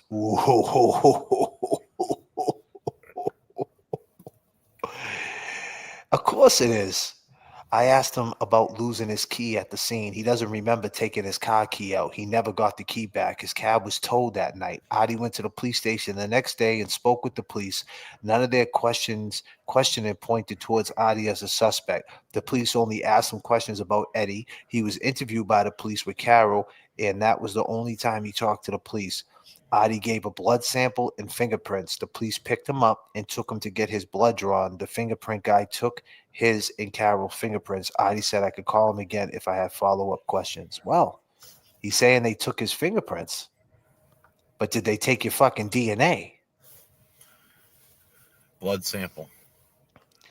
Well, I'm just saying. I mean, did they run it? I mean, in 1995, things were different. Yo, definitely. I mean, we got. Well, what does Nan think, man? Where's fucking Nan? We need Nan on this one. I mean, Nan, what's going on? Can you help me out? God damn. I need a lawyer. I need a lawyer, man.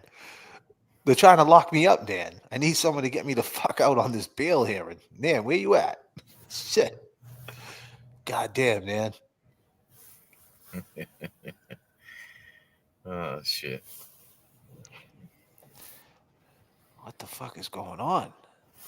You know, I mean, not for nothing, but while we're at a little bit of a pause with that reading. You know, I was thinking, you get me thinking. You start reading and shit, man, about fucking Peter Pan and shit. You know, I was dropping off my last fucking my last fare at Pete. Now listen, man, he's a fucking cab driver, and you know how them motherfuckers drive. They fucking know the city inside and out. The motherfucker could be there in fucking 3 minutes, 4 minutes. You know what I'm saying? He knows every little angle, every little shortcut. Yeah, but the Peter Pan is at South Station. He would have to drive down 93, and then he would have to go to Somerville and get off at how far was that? He would have to get off at Assembly, right at Sullivan Station. So he probably took he went right over the old bridge. That was 95. So the bridge, it was the old Tobin.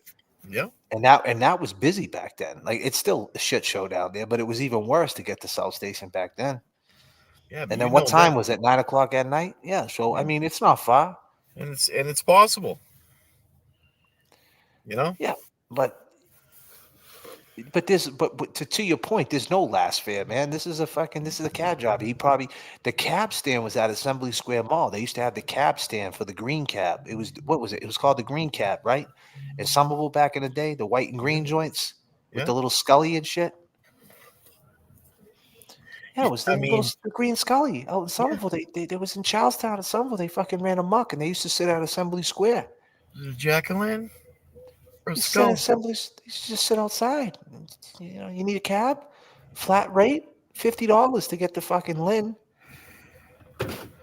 Get you there in fucking 10 minutes. I know my way around.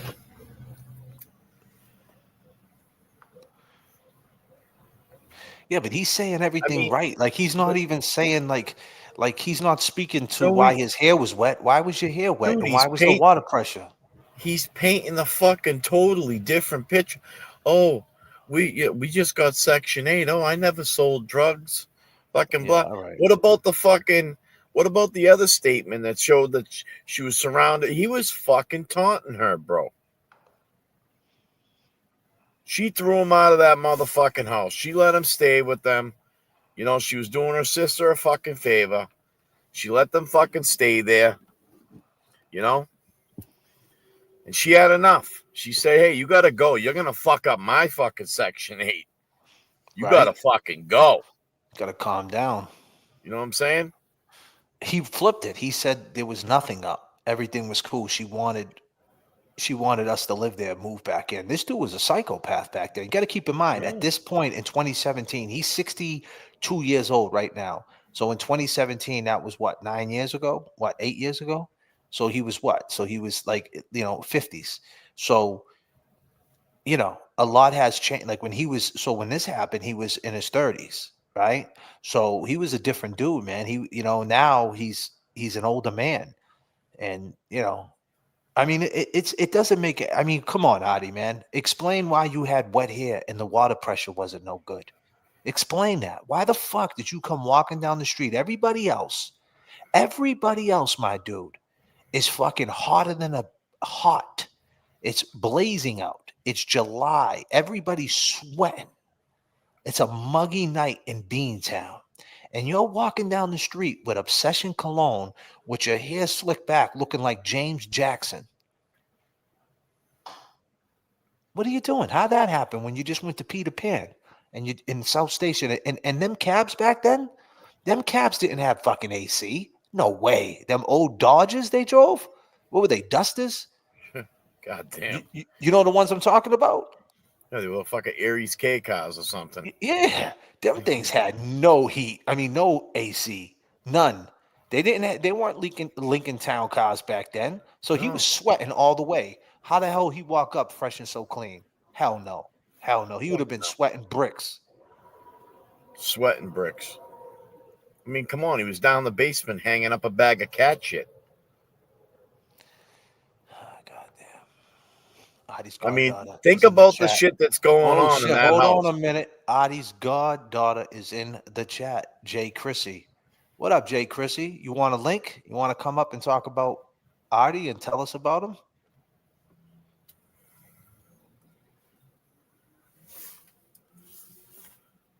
It's crazy. It's a crazy story. Yeah, they had what was it? Dusters, right? The things with Dusters. No. What, 95? The whip, the Dodge. Yeah, they were the little. No, they were Valaris. Valaris. They were Valaris, bro. The Dodge Valari.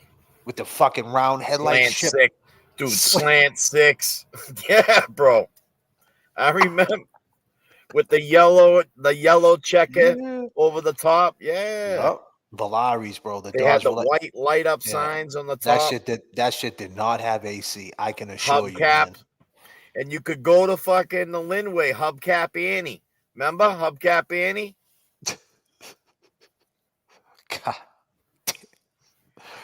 Oh, fuck. She had the hubcaps, bro. Hubcap on the street, smoking Indo, sipping on gin and juice. Laid back. With my mind on my money and my money on my mind. Rolling down the street, smoke down the street, smoking Indo, sipping on gin and juice. Laid back. With my mind on my money and my money on my mind. Rolling down the street, smoke down the street, smoking it. So wait a minute. She's been leaving comments. Chrissy, that's your dad? Your godfather? I don't know him. We're just going over the case. Plymouth Valari. So is this the one, Chrissy? Jooms 1015? She's been here for a while, huh? What's up? What's up, Chrissy? Talk to us. You want a link? You want to come on and talk? Be nice. Well, wait a minute. Yes, I have spoken to him. I haven't spoken to him in 6-7 years. So what's your take on this? I mean, is this just a coincidence, or like what's going on in the family business? Like, do people think that, he's a suspect, or is Eddie just a killer? I mean, we don't know.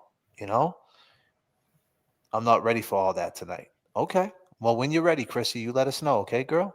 And we don't mean no disrespect. We play around on this channel, and R.I.P. Janet Downing. We don't know your godfather. But damn, this shit sounds real suspect. That's all. I hate to say it. It's crazy. I mean, yeah. I mean, some things could clarify it, though,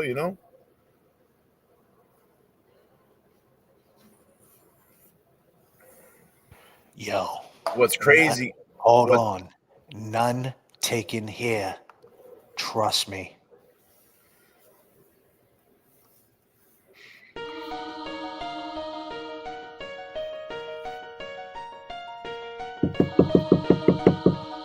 Don't open up the door. You're outside.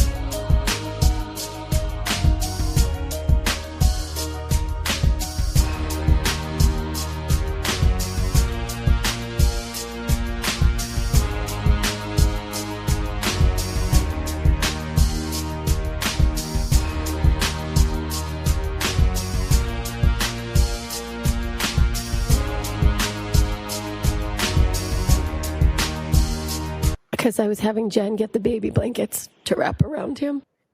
Hey, Kerry. Clown! Because I was having Jen get the baby blankets to wrap around him. Kerry. Clown! Because I was having Jen get the baby blankets to wrap around him. Hey, He Maddie. then texted your wife, Brian Albert, and Nicole Albert, quote, tell them the guy never went in the house, correct? Yeah, that's part of the same text. Yes. Brilliant. Mr. McCabe, who was the guy that you were referring to? Does he have a name? That would be John O'Keefe. The clown! You are a clown! Clown!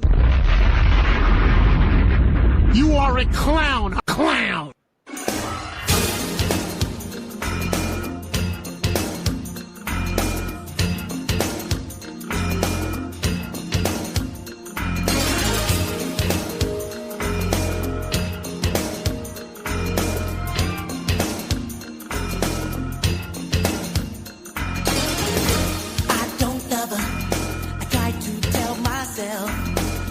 Can see it in my eyes. So don't deny, I can't fool no one else. The truth is in the tears I cry. 'Cause if it isn't love, why do I feel this way? Why does she stay on my mind? And if it isn't love, why does it hurt so bad? Make me feel so sad inside. If it isn't love,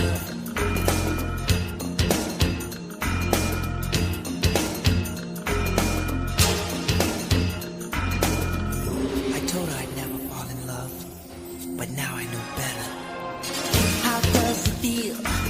I can't describe this feeling that came when I saw her last night. Oh, she got to me. I'll let you know the reason. I saw her with another guy. So if it isn't love, why do I feel this way? Why does she stay on my mind? And if it isn't love, why does it hurt so bad? Make me feel so sad inside. And if it isn't love, why do I feel this way? Why does she stay on my mind? And if it isn't love, why does it hurt so bad? Make me feel so sad inside. If it isn't love,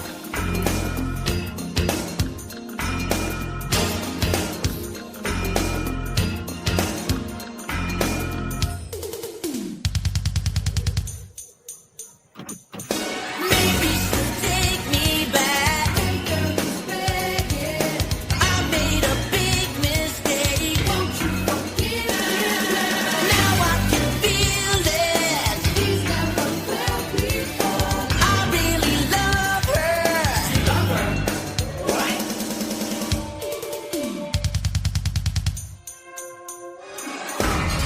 It took my heart, shattered in 1,000 pieces, before I ever dropped my pride. Losing love, worrying about my image, really helped me realize if it isn't love, why does it hurt so bad? Why does she stay on my mind all the time? If it isn't love, why does it hurt so bad? If it isn't love, make me feel so bad. If it isn't inside, if it isn't love.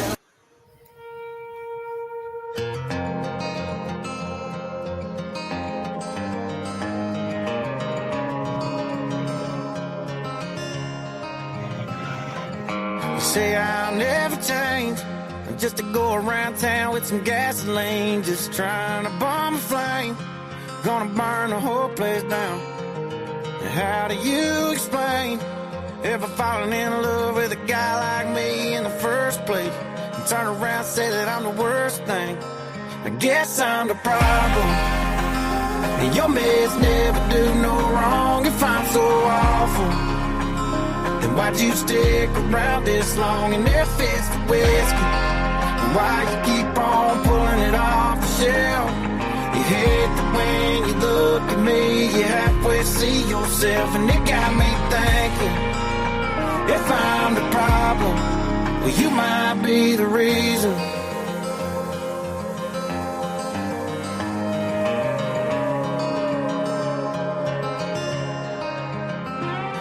Try to go our separate ways, and we're back and forth like a swinging door in the morning. I've done endless research on this in the last 12 years, and there's so much out there to fuel people's side either way. For real. Like yesterday, some days better than the night before, and you're back with me again. Then you go and tell your friends that I'm the problem, and your meds never do no wrong. If I'm so awful, then why'd you stick around this long? And if it's the whiskey, then why you keep on pulling it off the shelf? You hate that when you look at me, you halfway see yourself. And it got me thinking, if I'm the problem, well, you might be the reason. Hey yo, hey yo, hey yo, hey yo. We got the link up. The link's up. We're taking one caller at a time. If you want to come up here and talk about, if you want to come up here and talk to Kevy Kev, J.F.K, we got the link up. We have the link up. If you want to come up here and talk to the boys, do it now or forever hold your peace. Is Eddie the Killer? Link is up. Come talk to us. One at a time. One at a time. Chrissy said she was 10 when it happened. That's crazy. Let's go. Let's get to it. We're here. Link is pinned up in the chat. Come up. Talk to us. Yeah, shit on. Yeah, shit on. Yeah, shit on. Yeah. They can't blind your vision, cover these clear mornings. Days fly by, let's make another year for it. Struggling and stressing, brother, but you here for it. Life sends you in a tailspin without no real warnings. Sat on the porch all night, damn, I used to rip flows. All the girls you stared at, yeah. 5, 4, 3, 2, 1, 0. This one's explosive.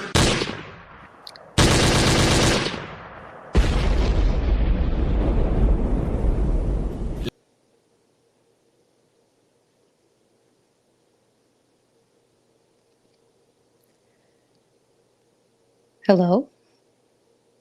Can you hear me? I can't hear you guys. Let me see. Can you hear me? Can you hear me Yes, I now? can hear you. Yeah, I Oh, can hear you. sorry. What's up? I think What's up, I year? think I was muted. I was muted. I'm sorry. Yeah, so it's always explosive when you're here for sure. What's going Oh on, my girl? God, what an honor. Oh my God, stop. Yeah. Yeah, no, this case is so wild. It's so hard to know what to think about it, because just the fact that one, it's a young man, it's a child, and this just feels like a crime of passion. And the fact that the adults that could be suspects weren't interviewed, like no one is looking into them, it's just automatically pinned on this kid. I don't know. And I know it's very sensitive, you have family, watching, etc. But like, it just feels so all kinds of off. And then you already know it's the state of Massachusetts, and like law enforcement, everything. Something just isn't sitting right with me. And, from just watching the chat, it seems like a lot of people in the chat are also kind of like on the fence, not really sure, but it's definitely very suspect. It just doesn't make sense why the adults weren't questioned. That's just my opinion. That's a perfect point. That's a perfect point, NY Jimmy. I don't know what the hell's going on with this case. All I know is Artie, man, like he got some letters in 2017 from the kids, her kids that they were babies basically, when it went down, and they know they know Carol. That's her sister, right? Carol, because that was her brother-in-law, right? Something like that. So Carol must have Right. been his sister, her sister, right? Is it Hmm. Carol Downing? So yeah, I mean, like, it's family, right? I mean, anybody could write anything and make it sound good. But this guy, man, people are saying he was following him around. He was, if he has hair, like a bunch of hair, especially at the time, you know how it is in the summertime. Like everybody's hanging out, wife beat it up, sweating in the hood, right, so to speak. And Hmm. here he comes, like, he just jumped out the shower and, like, he's ready to start the night off. Right. Calvin Klein obsession in the air and shit. You know what I mean? We taking it back to 95, man. God damn. God damn. No, but like for real, like it just, like you could see it. Like I looked at the kid's picture and like, some people could say, oh, well, young people can also commit these type of like heinous crimes. But like, like I can understand where they're coming from. To me, like, and again, I'm not a therapist, not trying to diagnose no one. It seems like that kid might be like on the spectrum. Like he kind of just is like, doesn't have really a lot of emotion in his face. You know what I'm saying? Like doesn't know, could possibly be disassociating. Like if let's say he didn't do this, I mean, goddamn, like he doesn't know how to react to something like that. Like some people are like, I don't belong here. Like what? Like I you actually they're I actually met this dude when it was happening. I met him. oh wow.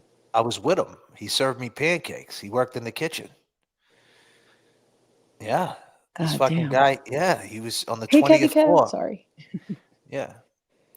Go ahead, That's Kevy Kev. crazy. Talk to NY Chimmy, man. NY Chimmy, she got that voice, man. What's up, Jimmy? What's up, Kevy Kev? How you doing? Good, good, good. Yeah, now we've been. I just stepped out. I didn't hear anything you guys were saying, but yeah, we've been diving into this case. It's just real interesting, and there's so many different facts, and it seems like so many like hard right turns we keep running into with it. Just to try to understand it. I mean, it's just wild. I mean, I don't know if you've been. Yeah, I'm sure you've been tuning in, but what's your take on it? Yeah, no, I was telling JFK, like it just feels like what's not clicking to me is that no one questioned the what you would normally see as like the suspects, like the adults, like her ex-husband, even the person living there, the male there, Artie. And it's not because, Well, for they any did other que- they reason. they did question him. They did. The cops did. He did go down there and they took his blood. And I think they talked to Paul Dowden. But it was during that time. I don't know how much we've been going on this for like 3-4 days. So it was during a time where they elected a new DA in, and then they had the new governor. So it was at a time they wanted to do something and revise the juvenile laws, and he was the perfect candidate to make that happen. So, but they was really targeting black people and Puerto Rican people, in the inner cities, but they were trying to make it get over by saying, look, it's not about black and Puerto Rican people. It's about, anybody who does heinous shit. Look what we're about to do to him. So Right. it's kind of like that's what they're saying. It was motivated by political shit. That's what the chick Margaret Nash is saying, who wrote the book on this called Altar Boy Murders or something like that. Yeah, But yeah, Hmm. yeah, I mean, that makes sense because, with a lot of these political figures, I mean, I mean, if you follow anything that's going on in New York, like, I mean, just anywhere in politics, there's always something in order for laws to pass, who's in whose pocket in order for certain things to happen. So could it be that this is a case that, I mean, that has more probability in my book than this kid who, had an interest in knives and was allegedly like looking into the mom's window while she was like undressing and like asking weird questions. But then it's like he's a 15-year-old kid. I don't know. Was he socially awkward? Like did you there's know just that he went to? Do you know that when he said he got jumped, when he went to the bodega, right? That he got Mhm. driven home by the police and he had no blood on the shirt that everybody testified that Right, right. he'd been wearing the whole day. Hmm.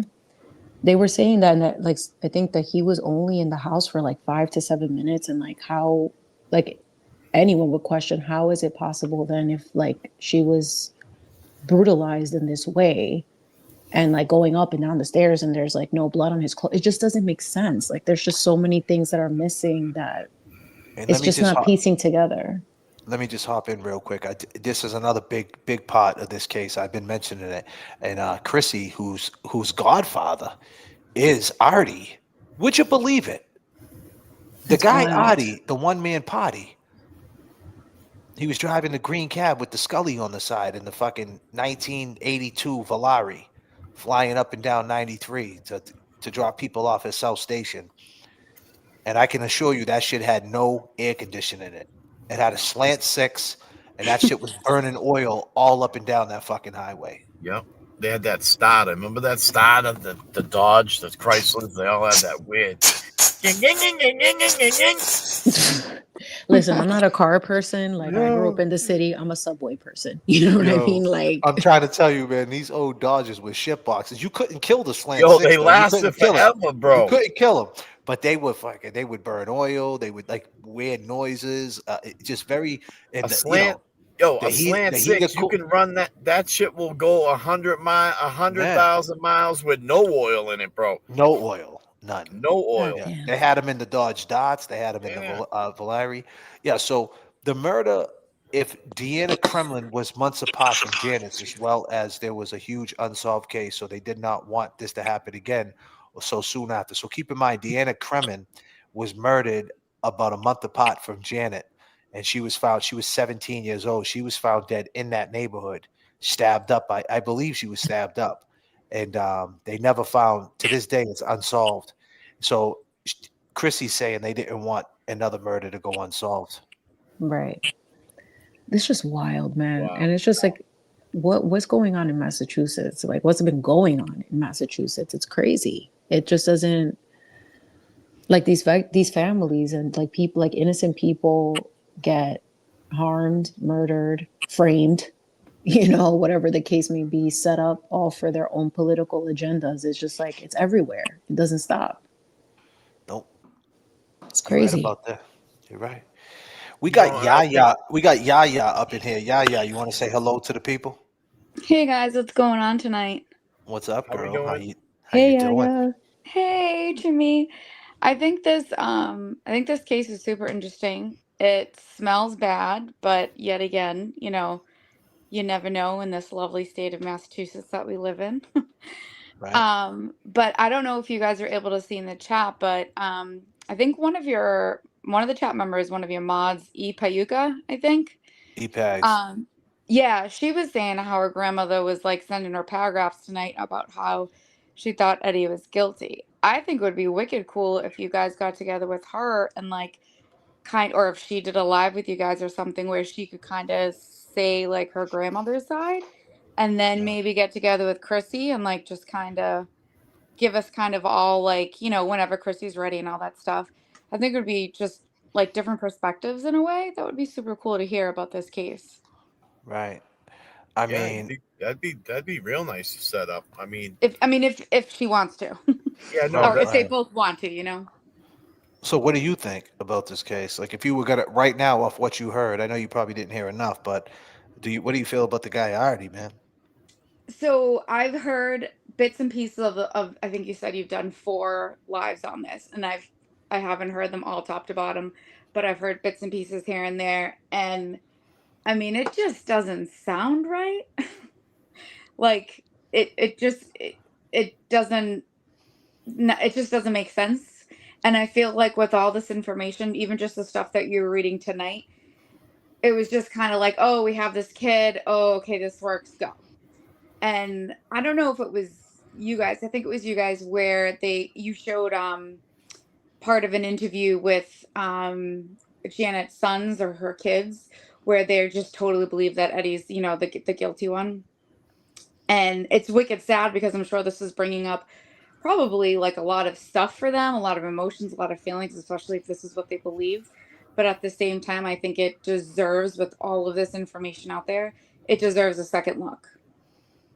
And I think it's like YouTube channels like yourselves and stuff that, you know, is good for that second look.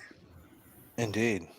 And not only that, he's trying to go up for he can, possibly get parole, but he doesn't want to take it because he would have to admit to the guilt. Right, and I think that's the hardest thing is like, if you spent pretty much your whole adult life in jail, and it- and it's not a guarantee. He could say, "Okay, fine, yeah, I did it. Can I be up for parole?" And Uh-huh. then not even get it. That's So wild.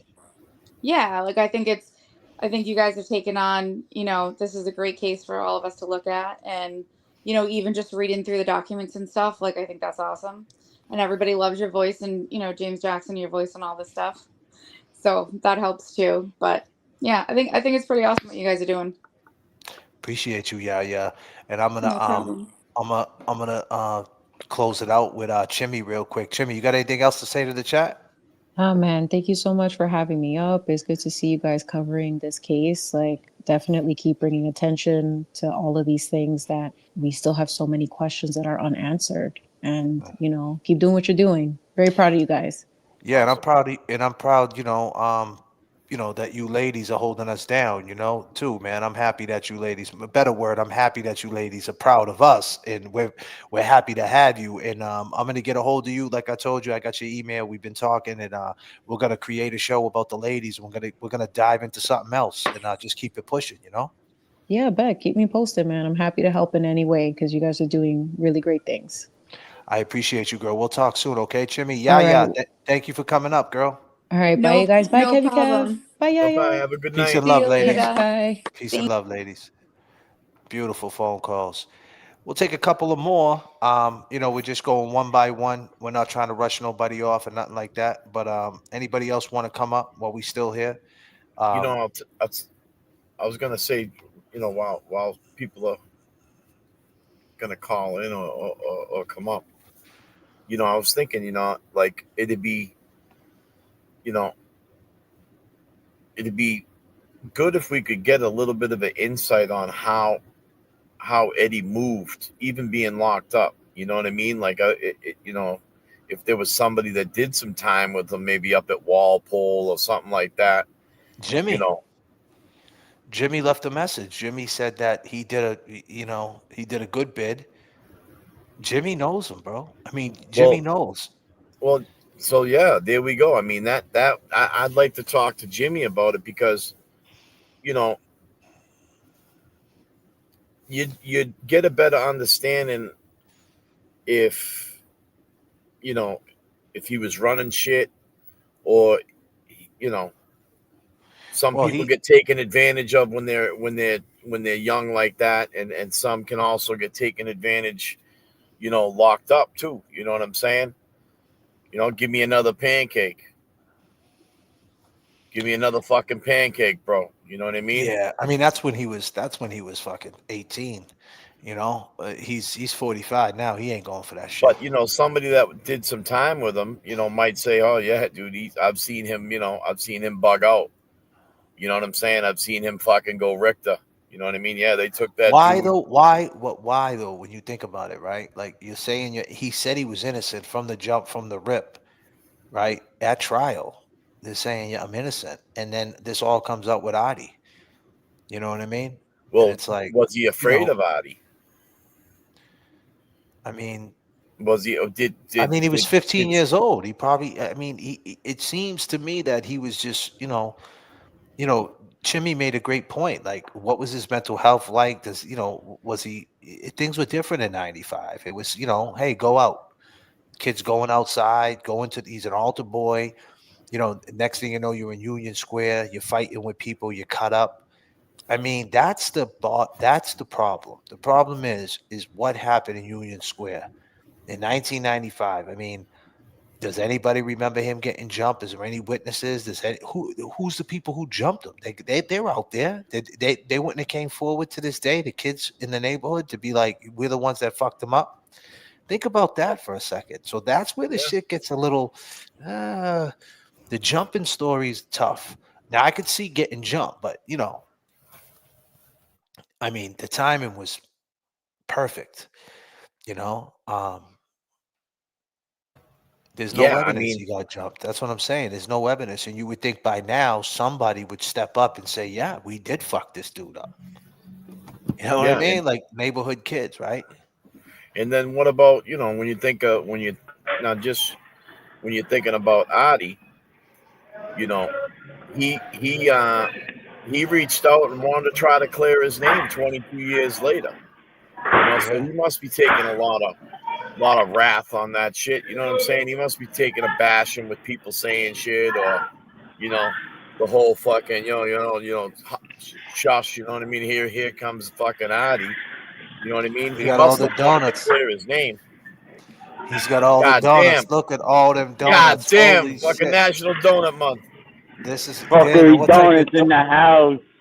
God damn, bro. Grab me a jelly. God? Yo, grab me a jelly. Look at I get that. you the whole tray. What you need, donuts Oh are in the man. house God on their damn. Donuts way for to. everybody. Welcome God These are to your going damn. in. your backstage at Fuckery Donuts. That's it. Oh, This is how it's all done. You that's know what I dope, man. mean? All the Look at donuts that. for Dunkin' Donuts are produced in, different bakeries across the joint. These are all from Massachusetts stores: Attleboro, Plainville, Memorial Boulevard. Let's see. Oh, that's That's Newport. crazy. God damn, Washington bro. Street. Shout out to you guys, man. It's sad what's going on with Eddie O'Brien, and all these years later, like, why will he not admit his guilt if he didn't do this? Especially if he has a chance to get out on parole, and all you got to do is say, go up to a parole board. Yeah, they want to hear you have some remorse, but you can have remorse and still maintain your innocence. Right.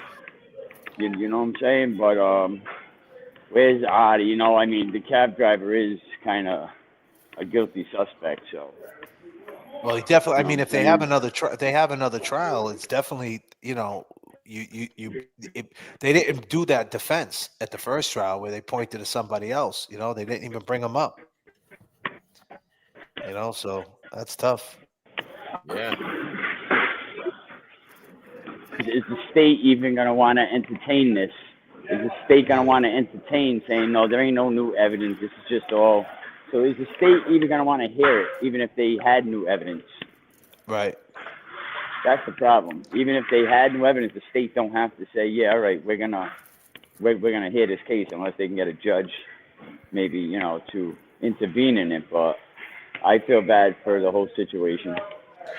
Yeah, it's a You know what I crazy mean? situation. It's one of those situations. It's just it could go either way. Did he do it or he didn't do it? What blows my mind is that we're seeing statements that are being brought forth, and you look at the dates. I mean, you're talking. There's a bit of a span, 4 or 5 years. All right. God damn! Would you thought you were getting No, he's robbed for a working. minute? Yeah. No, he's working. Go ahead. He can hear you. I'll unmute him when it's time. Go ahead. But what I'm saying is like, where was I? I think you're God talking damn, I about feel like remorse, James right? Jackson. Oh man, shit. Goddamn, James. God damn, James. I No, think you're talking about the remorse. way that some of these statements came in, the time frame between them, they was spread out over a course of 4 or 5 No, they years. were. Yeah. So I mean, you they're still getting information. All these statements are kind of corresponding. You know what I'm saying? Right. We see a lot Look of at the Karen Reed similarities. case. Karen Reed, we had statements years later. Yeah. Yeah. You know what I mean? Same BS. It ain't just a Commonwealth issue. This is a national issue. We have police all across the nation that are like, they are a bigger gang than, you know what I mean? And if they want you, you look at Karen Reed, someone that was privileged her whole life, and you know what I mean? And they went and got her. Right. You know what I mean? So if they want you, they'll get you. If their story fits. Yeah. You know what I'm saying? But I gotta go, guys, man. Salute to you. Hey, I just wanted appreciate to you, man, catch for up. coming up. All right, man. Salute Appreciate to you, you guys. brother. Get your Enjoy the rest of your donuts. morning, bro. Get your Absolutely, brother. donuts. Definitely. All right, Fuckery salute. donuts. Let's damn. go. Peace and love, man. Talk soon. All right. Out. Peace, bro. Peace. Peace. God Nice, damn. nice. My man, Keeping It Real podcast. Go check him out. The Keeping It Real podcast. Coming in, working, busting his ass, delivering the donuts.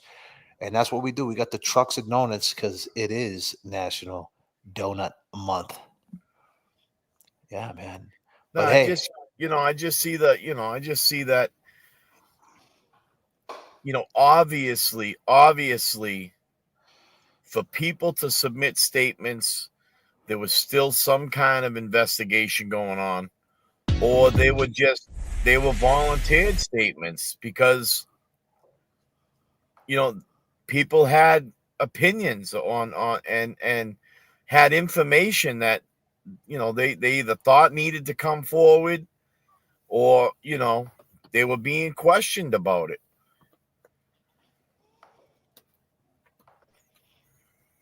You know what I mean? That's just a tough case, And he brought up a great point. You can show remorse, while you're maintaining you being innocent. You know what I'm saying? I mean, you got to think about it. It was his friend's mother. You know what I'm saying? yeah. I mean, you can be remorseful by expressing your concerns in the fashion of, hey, I did not do this. Like, this wasn't me. I wouldn't hurt my friend's mother. But if he's just kind of just sitting there, like, maybe he was in shock himself and couldn't speak on things. Right. You wonder what kind of relationship Eddie had with Adi. That would be another thing. That's another thing. 15 years old. What are they in on it together? That's always a possibility. You brought up another thing last night. And it makes it just throws spins in it. But like, Eddie worked at the convenience store. It was kind of like, say, Cal's News. You know what I'm saying? You had the back room. You could scroll through the magazines back then. There was older guys in there smoking cigarettes, hanging out, scratching scratch tickets.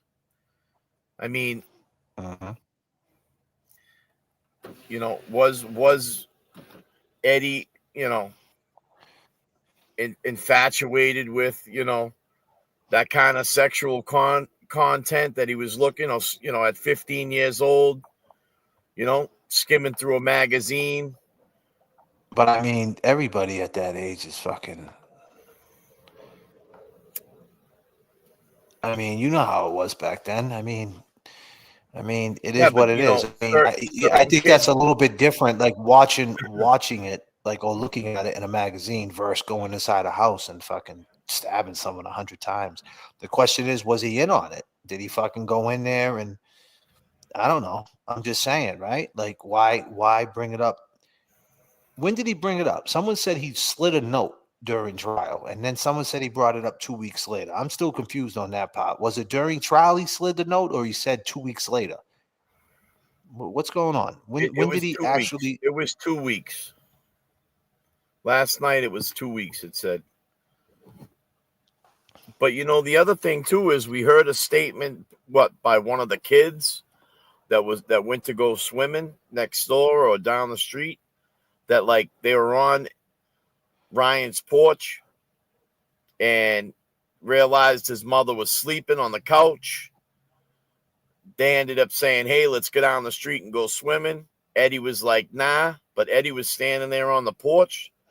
Did he see did he see an opportunity where, nah, man, I'm just going to walk home. You guys, I'm cool with going swimming. You know, a big boy like that, he might not want to take his shirt off. No. You know what I'm saying? He might have been embarrassed, red cheeking it, like, nah, I'm just gonna go home. Sees, you know, her sleeping on the couch and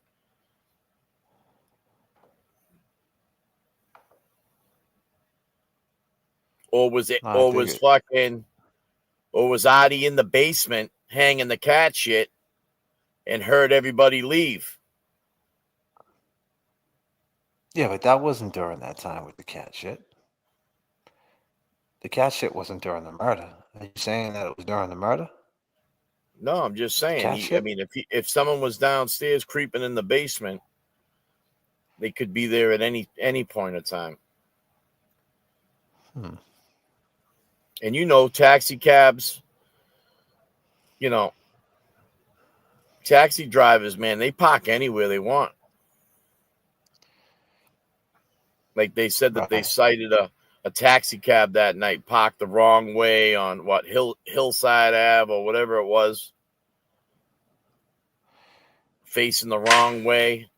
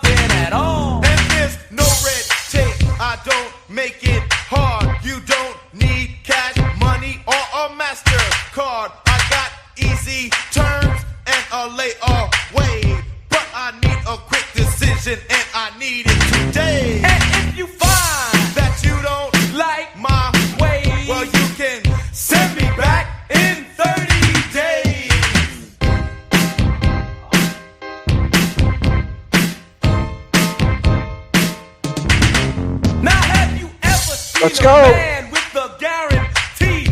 Well, you're looking at him now, cause the man is me. And if you don't believe all the things I say, I'm certified prime by the USDA.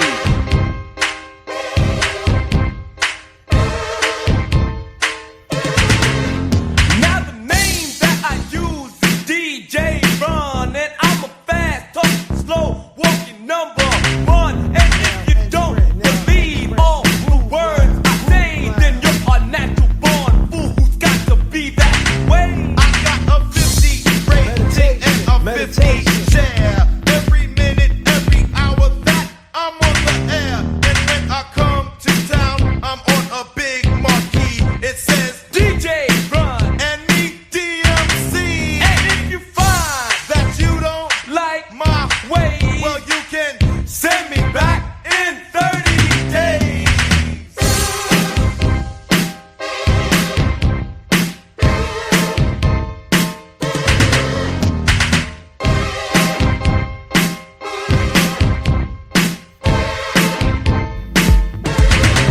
A good job and lots of money might not be enough. And to satisfy your needs, it may be rough. But I'll take some care and treat you nice. And if it ain't sufficient once, I'll cold work it out twice. Dedication. Meditation.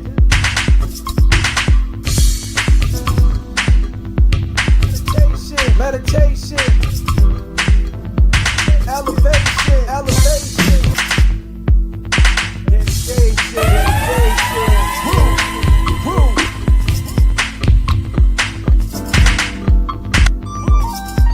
Let me see you go back. Now let me see you go back. Let me see you come in. Let me see you go back. Let me see you go back. Let me see you come forth. Now let me see you go back. Let me see you come forth. Let me see you go back. Let me see you come forth. Let me see you go back. Let me see you come forth. Yeah. It's Friday and I'm ready to sing. Pick up my girls and hit the party scene tonight.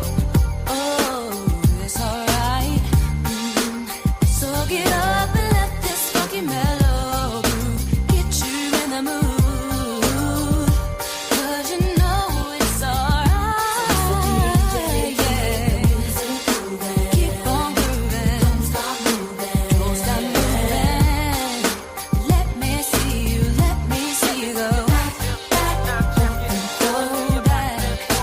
Let me see you go back, alright. Wanna see you go back, come on.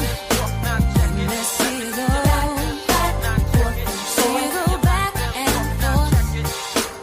Now's the time for you to make your move to the dance floor. So throw your hands in the air and wave them around like you just don't care. Yeah. Ooh, it's the LIYAH ripping up the stage. I got jazz personality, cheap mentality, peace to soul train.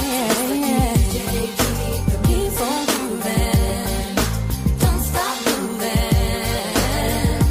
Now let me see you go back and forth, back and forth, back and forth.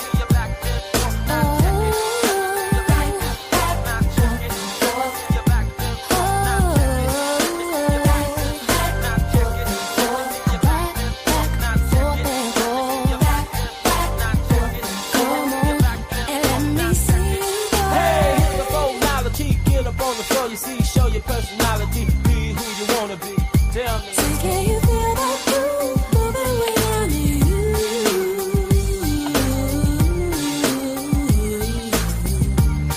Hey, I wanna keep this party going on all night. Keep on grooving, don't stop moving. Now let me see you go back and forth, back and forth, alright. Let me see you go back, forth,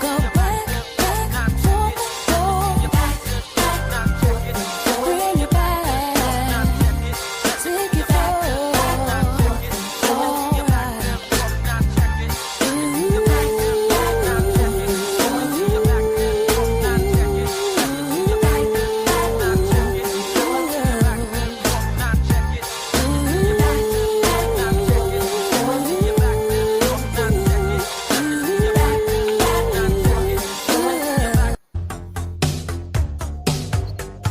Get it in, kid, huh? Been a while, There you man. go, my brother. Been a while, man. Your music and shit. You know? You're here rocking with us, man. Let's go. Let's go, people.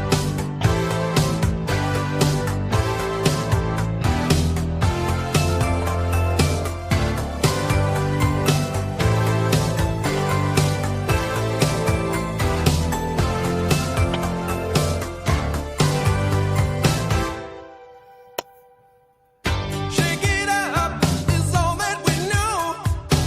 Using bodies up as we go. I'm waking up to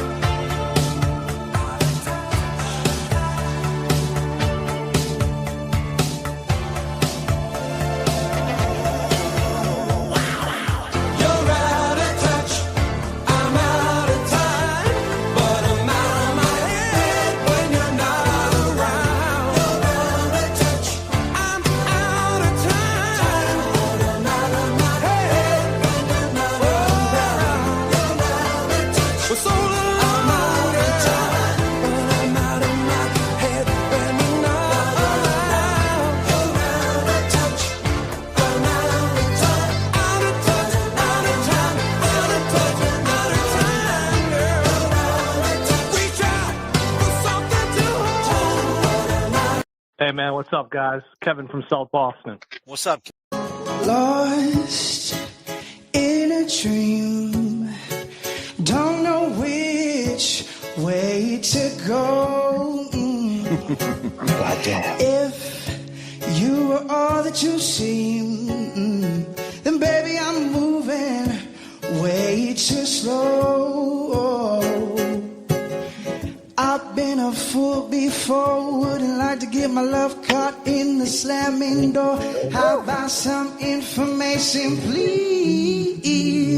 Oh, straight up now tell me, do you really wanna love me forever? Oh, am I caught in a hit and run? Straight up now tell me, is it gonna be you and me forever?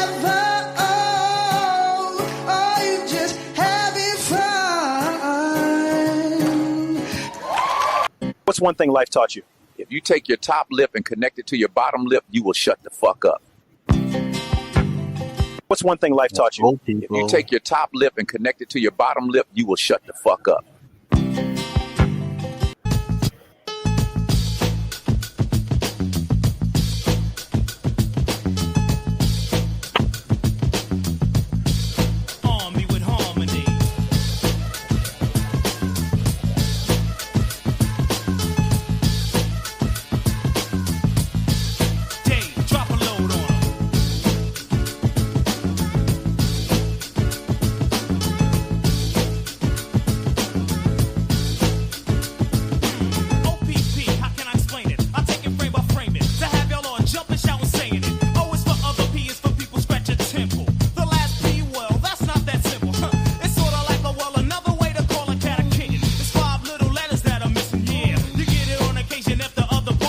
Let's go.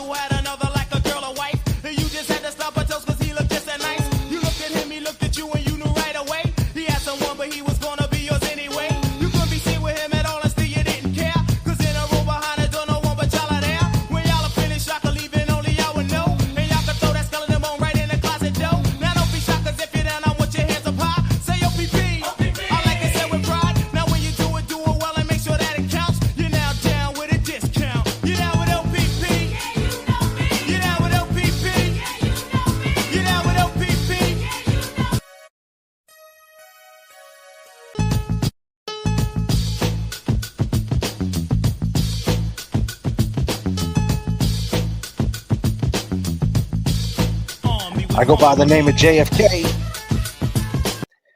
Appreciate everybody tuning in tonight. Kev. Running into little technical difficulties, but I appreciate everybody. We'll see you guys next flight. Tune in. Peace and love, everybody. Peace.